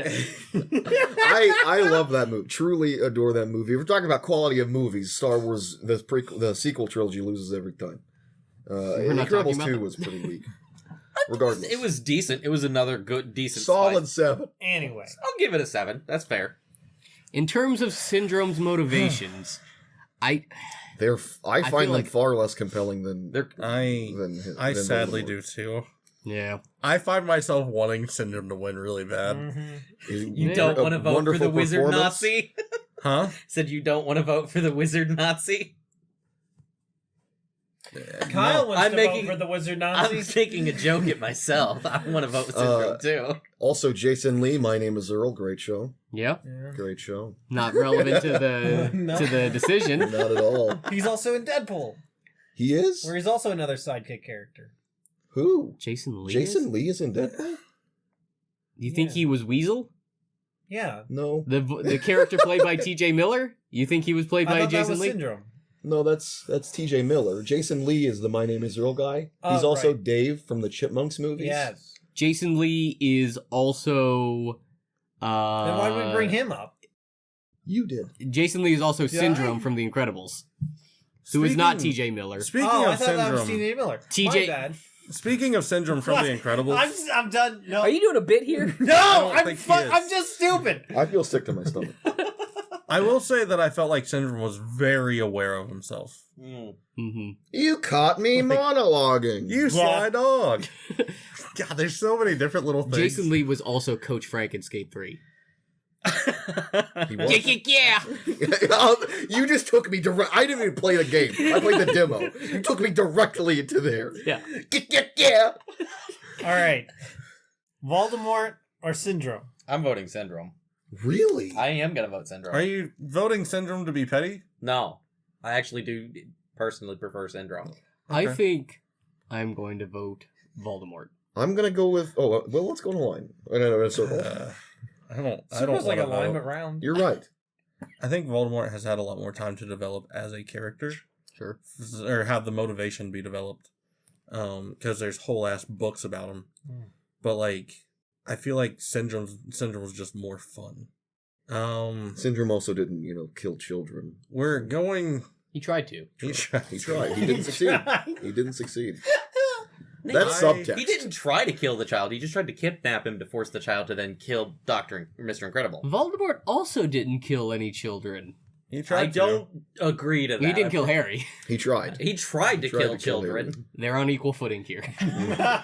Oh wait, didn't he kill Moaning Myrtle? Yeah, he did. Yeah. She was a child. He did. The basilisk killed. Under his direction. Okay. Yeah, that was the first Horcrux. That's right. He did kill Moaning Myrtle. Or maybe he didn't. I don't know. I'm gonna go Syndrome, but it's so stupidly close to I me. definitely prefer Syndrome as a character. He's way more fun, like you said. I find Voldemort's motivation more compelling, like I said. So I'm going Voldemort. 2-2. Down All right, to Chris. I think you've caught me monologuing. You gonna go on a bit of a tangent here? No, I'm just gonna say Syndrome.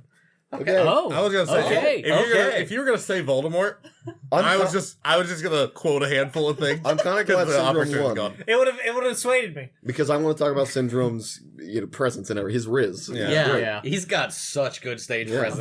Voldemort had. I mean, we can talk about this real fast while we're getting ready for the next one. Voldemort had presence. It's just It was just like really creepy. He makes you uncomfortable. like episode one, movie one, episode one, whichever one. We see, I Sorcerer's keep saying Stone. episode as well. Like, bro fucking takes off his fucking hat and you just see the face on the back. It's like, Well, here's the thing. what the fuck? Syndrome's just more animated. Nice. More Solid animated joke. than face on the back of a man's head. I don't know about that one. Do you think No. Syndrome has Down syndrome? No, no. I don't. That's the joke that he's- people he's- on the internet. Kind of shaped like that. He's kind of shaped like he was. So's Mr. Incredible. Hey, Have you seen that jawline? Is Syndrome? is that why Mr. Incredible's so strong? Oh my god.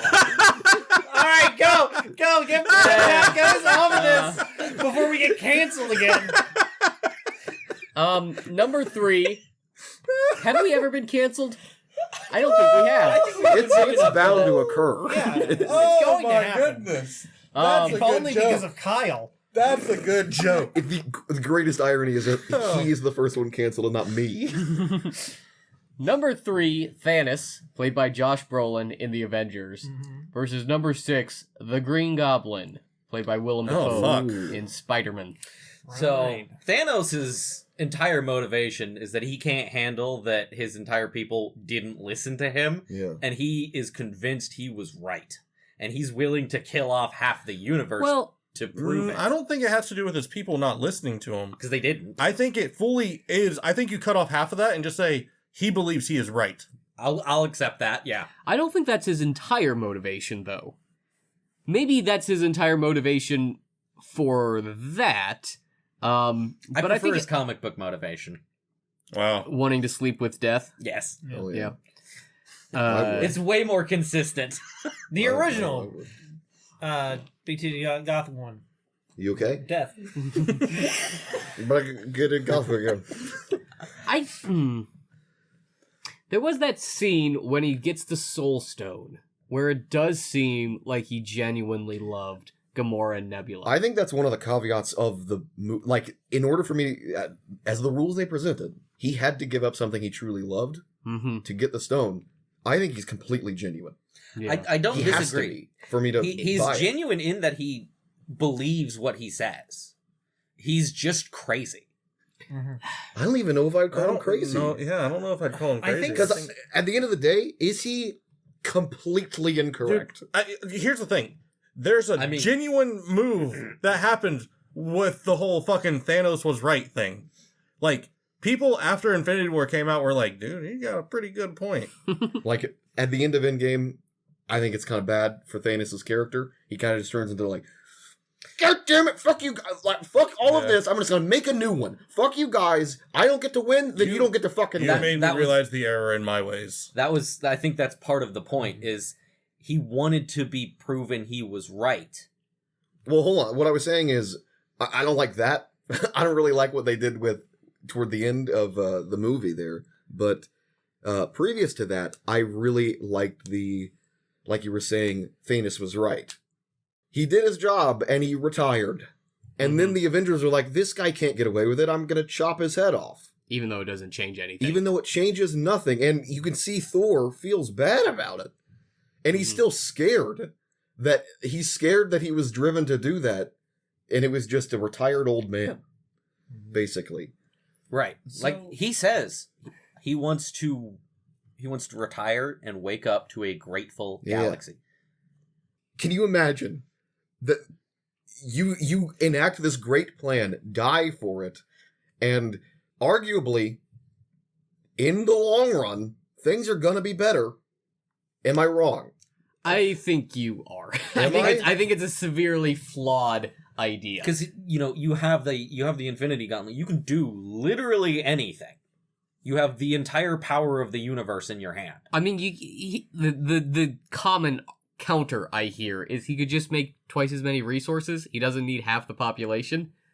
But you can't make. You'd have to make twice as much space, twice as much resources. The universe is a really fucking big place. And that's another thing. If we loop this in with the Skrulls, they can't even apparently find a fucking planet. Like, maybe that's a thing, that there's a not only a resource scarcity, but a space scarcity. Scarcity, rather. I love that he says to, who is it? He's talking to Gamora when he's getting the Soul Stone, and tells her her home planet, after he went there, is a paradise. He's never gone back. He has nobody there. He has no idea. He's so confident, and he's right. He never checked. No, I thought... No, we go to Titan. That's where he fights Iron Man. No, not Titan. Gamora's homeworld. After he slaughters half of her world, he never goes back.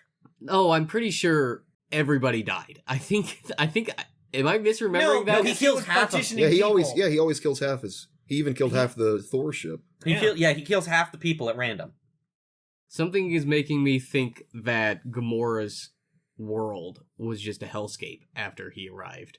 Like, it completely collapsed. They definitely that scene where he hands her the knife and bounces it, where they are like, all right, you have been chosen to, like, you can hear the guy saying, because they fight back. You're right, it is a hellscape. He destroyed their planet to then come down and kill half of them. And then he just leaves. He's like, they'll figure it out. Gotcha. What's interesting about Thanos in Endgame, at the end of Endgame, not the beginning of Endgame, is he's not the same character. Yeah. No. I like that. The Thanos we get at the end of Endgame is a younger Thanos from earlier in the timeline. He jumps forward in time. I think technically it was... No, that was Guardians. It was Guardians. It was after Guardians 1. Yeah. I was going to say it was before Fine, I'll do it myself, but no. It was right. Or actually, no, it was right at the beginning of Guardians 1. But what I'm saying is it was after Avengers 1. Yes. And he's still very much... He's not as cynical or as beaten down at that point in his life yet. He's still like a warlord. A Titan.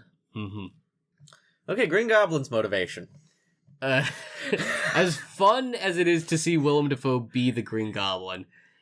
Isn't the whole thing he's driven himself insane? Kind of. Well, before that, before the insanity, he wanted to make a super soldier.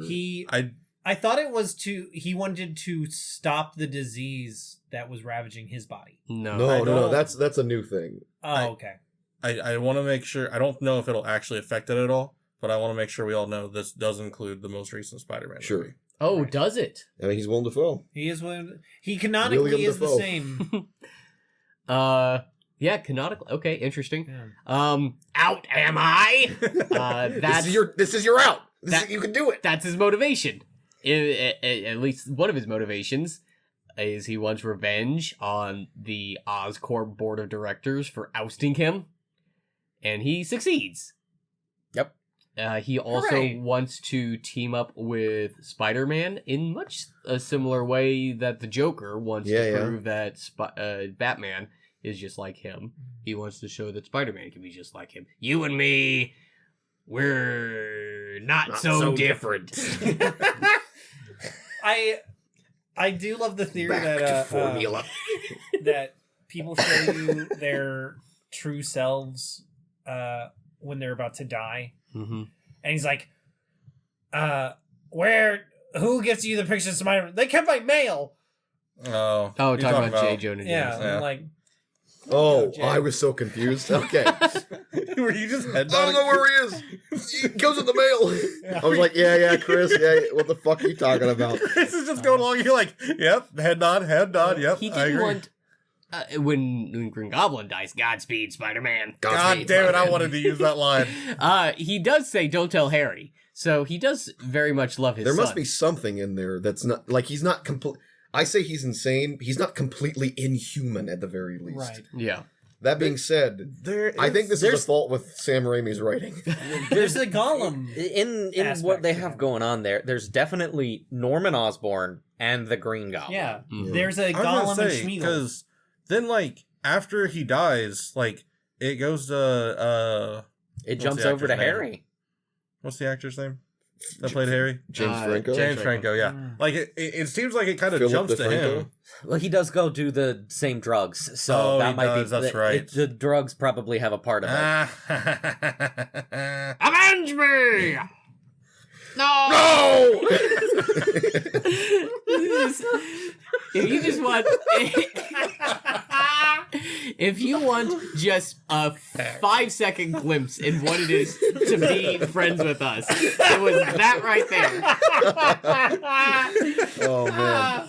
That being... Like, I, again, love Green Goblin. I wish we could talk about Green Goblin in the next thing. There's no way his motivation is more compelling It's than Thanos. such a shame Yeah. that round 1 is motivation and round 2 is Riz. Right? Because... Willem Dafoe beats Willem Dafoe. Yeah. Okay. I think I'm gotta decided. give it to Thanos. Yep. We got 2 Thanos. It's not that Thanos doesn't have great screen presence either. It's just, Oh, no. goddamn, Green Goblin. Yeah. That's his whole thing. Yeah. He carries Dude, a you scene. remember, like, even in the newest one, where Tom Holland's just, like, elbowing him in the face, and he's just smiling Yeah, more and more. it's so freaking crazy. And, like, God. the only real screen difference you get between Willem Dafoe and Green Goblin is the gap in the teeth. When I was a kid, I used to think about this so often. I think I've told you at least about this, Cody. When he catches Spider-Man's fist, he's like, impressive! Yeah. I'm like, is he saying impressive because it's like imp and he's a goblin? Is he making a pun? And I'm like, Also, That's- why does he say that? I don't know. It's he completely stops the attack. Maybe Dead. he's saying it's impressive because he caught it. Oh, he's talking about he's talking about himself. Impressive. I did it. That does sound like something he would do. He gets cured in the Yeah. end. Yeah. I'm It's a actually great- kind of glad I didn't expect that going in at all. I loved that Peter, why are we talking about this? I loved that Peter's like, I can fix them though. I don't want them to die. Yeah. That was beautiful to me. I love that there's a scene from Sam Raimi's Spider-Man 1 that lives rent-free in my head Sam because of Raimi? Scott. Oh? Yep. What? Finish it! Deliver us! Finish it! Finish it! That being said, Horrible yellow eyes! I'm gonna hop on that Thanos. Oh, yeah. Oh my goodness. He's hopping right into that Thanos. Thanos. Clean sweep. Are we doing a clean sweep? Out of respect for Goblin. Alright. Okay. All right. It didn't help. That's fine. But Thanos. I appreciate it. Okay. Oh, boy. Our final matchup In the first round. in the first round. Hey, that's how you know this is good. Yeah. Okay? Number 2, Darth Vader, played by James Earl Jones in Star Wars. Ever heard of it? No. Versus number 6, Loki, played by Tom Hiddleston Okay. in Thor and the Avengers and the MCU. And the show Loki? Was he the villain? So in Was some she the villain? He's not the villain. I don't know what that means. I didn't watch the show. Girl Loki. He is the villain in She's not played by Tom movies. Hiddleston, so it doesn't matter. Oh yeah, you're right. Shit. So no. Okay, where do we start, boys? But he has different motivations in both of those movies. Oof. I'm just afraid to even get into this. So we'll start with Loki. Okay. Okay. He is slighted that he is not Asgardian. He's a frost giant. He doesn't know that right off the rip, though. That comes Early on in the first movie, in the first Thor movie, his goal was very much like Norse mythology, where he's just trying to get people to do stupid shit. Right. He's just mischievous. Playing pranks. Well, he also seems to be slightly slighted that he's The second son? the second son, essentially, and is a bit jealous of Thor because Thor's an ass. Even if Thor does try and treat him well. In his So there was own that way. whole thing where like the God of War took him on a whole adventure. He What the shut fuck the was fuck over up. that? Shut the fuck up. Shut up. Spoiler alert. Okay. But and he he- did convince Thor to go attack the ice giants because his dad was faltering. He said, Odin should have done this. I don't know why he's not. You should go do this. You should do something about it. I did get the impression that he was like worm-tonguing, like, I just don't know what his plan was. Is his plan to be the first son because Thor is now out of favor? For the most beginnings of it is Think to so. rule Asgard. That's what he wants. That Fast ultimately, start. Nice. that ultimately was, I think, his goal was to get Thor out of the picture. If Thor is not worthy and fit to be king, then that puts him next in line. I suppose, yeah. Because that's exactly what happens right afterwards. I don't remember what happens in that scene when he finds Thor on Earth and he's in that like clean room. Oh, yeah, I don't remember what he says. Oh, he says, like, he's basically like, you're out, Thor. He's like, hey, You've yeah, lost he favor says, with father. well, no, he says, hey, listen, father's sick. I think he's dying. I can't undo his last rule. Right. Yeah. That's right. Right. Okay, I like that, honestly. So his motivation, I like that scene. I wish maybe I should rewatch Thor. I won't. But so his motivation is he wants to, at the very least, rule Asgard. Is it because he doesn't know he's a giant, though? He doesn't learn until halfway, and then, because he doesn't like that part about himself. Because once he finds out, then he's like, "Why don't I just blow up Niflheim?" I can't be an ice giant if ice giants don't Jotunheim. exist. Right. Oh. He's in denial. Oh, and that's About what it. happens at the end. That's when he turns on the thing, Yep. and they have to like go through that drama to turn it off. Mm-hmm. Okay. So, And then he starts working for Thanos. Yeah, like I don't know what happens. Because doesn't Thanos give him the staff? The Mind Stone. He also has the Tesseract. Well, he finds the Tesseract. yeah, he gets the Tesseract at the beginning of the He movie. steals the But Tesseract like, at the beginning of what the I'm Avengers. confused about is they like turn it on and he falls out of the portal that it happened. Like, what the fuck happened? That's a good point. I don't know if that was ever... It was never addressed. Because the last person that was teleported by the Tesseract Was it Oh, was wait, the Red wait. Skull. The Red Skull guy. Hold on, because what happens at the end of Thor is because they're like He falls into space. Yeah, he just because Loki has the ability to, or at the very least, knows the passages through to the different realms that are not the Bifrost. Really? Yes, he does. That's how he. That's how he got in That was the contact thing with in- the ice giants to get them in there. It was also a thing in Thor 2. Don't you Right. just I love... think that was just a nod to the idea that Loki knew like the back Right. way Yeah. into Asgard. The back rooms. Don't you just love how Wolves. much research we do before this? Oh, of course, yes. Stammering a lot. Very professional. I think didn't this happen? I'm not sure. So, Sure. based on the first movie, that was his goal. Then his second goal was... That seems to be his goal all hold the way on. up until Thor 3, isn't it? Not to be surely not to be the leader of Asgard in Avengers. Well, he takes on he impersonates Odin. I no in- longer consider him a villain in Thor 2. I consider him like anti-hero.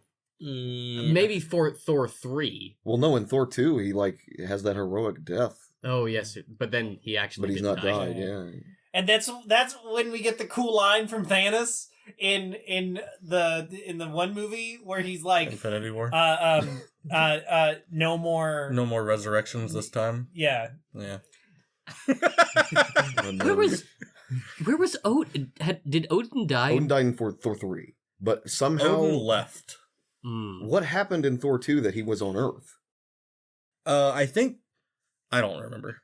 Like at something happened that Loki took Odin's place in Thor 2. Yeah. I think Odin didn't want to be king anymore. I don't want that.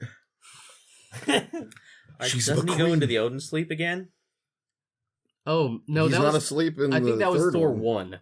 I know that happens in Thor 1. I don't. But I think it was just vacationing.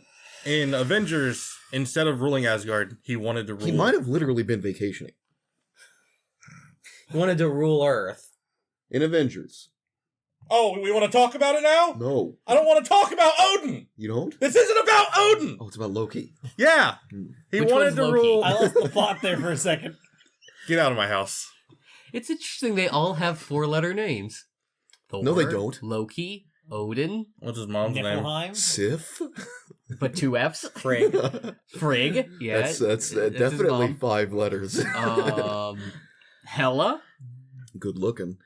Hey, so Loki. Listen, I go with Darth Vader. Yeah. Well, he's Loki like a wants different. to be in charge. He is a different character, right? For almost every scene. In Avengers, he gives up on going for Asgard, and he's pairing up with Thanos to get an army and take over the Earth, Midgard. That's like boring as shit. I'm gonna be real. Yeah. Even Kylo Ren had more going on with him. So then I agree. what is Darth Vader's motivation? He hates himself. That's his motivation. No! Is his motivation that he's just in too deep now? Essentially. Sunken cost. Yeah. I like that. Sunk cost, and he hates himself. So might as well just keep being as worse as possible. And then he's like, "Oh, my kids aren't dead." I think you said this last year. I love the idea that he wasn't here last year. Well, he was explaining what his viewpoint would have Okay. been, but unfortunately, I think the Joker beat him. Yeah. But regardless, I think you said this last year, Kyle, where it was something along the lines of the reason he keeps moving forward is because if he stops and chooses that I can be redeemed, he then has to take responsibility for everything he's just done. Right. And I love that idea. Sure. Especially as a motivation, like it's sunken cost. I've done so much. I cannot be redeemed, and even if I could be, I can't face what I've done. I wouldn't want to. Oh wow, that actually tracks very heavily with the scene where he gets knighted as Darth Vader. Because like he sits What back. have I done? He sits back and just asks exactly That's that great. question. Not James Earl Jones. Wow. All right. You know what? Fine. You're right. All that being said, I don't even feel like I have to talk more than that. Yeah. That's a great motivation. I love the idea. I'm willing to buy that is. You wanna type in there real fast / Hayden Christensen? I'm willing to. You had your chance. You had your chance. If we're gonna put Dutch in here, do you think that's that big of a slight? Wait, hold on. Does James Earl Jones do the no at the end? That is the moment when Anakin leaves and Heisenberg stays. That's what happened. I think we talked about this ad nauseum last year, and I don't think Darth Vader, as he was written in 1977 and 1980, has very great motivations, especially this at 1977. My worry is that I love what I just laid out. I think that's very cool and compelling. I don't know if that's in text. Mm-hmm. Okay, we have to decide that. When you Suddenly we're developing when you rules say here. in text, Like, that's what they intended. George Lucas intended to make a bunch of money. sorry, I guess we can go by like what they say flat out, but for characters such as like how Kyle feels about the Joker, like it also comes down to our interpretation. I think this is also what makes just characters in general compelling. Yeah. So if this is like, if it's something that makes sense and it's something that we can all be like, can get behind, sure, I would fall for that. Because I love that motivation. Yeah. That idea that he is too far gone and does not want to face the consequences of if he can be redeemed. Very interesting, because during our conversation last year, you said he didn't have good motivations. Wow, this guy has done more research on what we said last year than what we actually are looking at. In fact, He edited it. Cody, the sign of being an adult is being able to take new context and changing one's behavior. very well. Get fucked.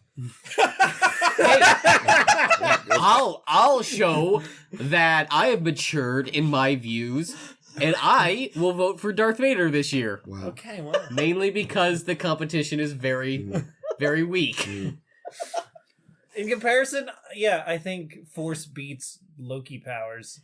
Great. Oh, excuse me. Loki was ranked number 7. John made a typo in the bracket. God dang it, John. I put him down as number 8. You put him down as number 6. Oh. Cool. Sick to my stomach. Look at his nose. That being said, I agree with you. Darth Vader. Yeah, I'm gonna give Darth it to Darth Vader. Vader as well because I love Darth Vader. I grew up a Star Wars kid. Even so, I think Darth Vader, like you said, I have to meet him halfway. I'm feeling. Mm-hmm. I love that idea, that motivation the idea you gave me, Kyle, basically. And Loki, I love Marvel. I used to. I want to be king. And then I want to be king of Earth. And then he kind of stops being a villain. I do The That was a problem good is it's one. just more That was a entertaining real to good watch Tom Hiddleston be. yeah. Tom Hiddleston. Yeah. Another competitor cut down before the second round of charisma. I mean, let's be fair. Vader has some impressive screen presence Sure. still. True. Yeah, like when he fucking mowed down all those people in Rogue One. Oh, Nothing- that scene is so good. I agree. Nothing is. It was made for people like me. Nothing is as cool to me as when Darth Vader is at the table, and they're like, "This wasn't the deal." It's like, I have altered the deal. Pray do not alter it further. There was no tip. Remember Yeah, when that he was took- in the middle of an elevator. I don't care. this deal I is getting remember- worse and worse. I remember. Here is our unicycle. Have you seen that? You Yeah. Robot Chicken. Yeah. Darth Vader. Okay. Who's Darth our next? Vader. Right. All right, that finishes out the I think whole that's thing. one of our first sweeps. Yep. I believe so. Okay.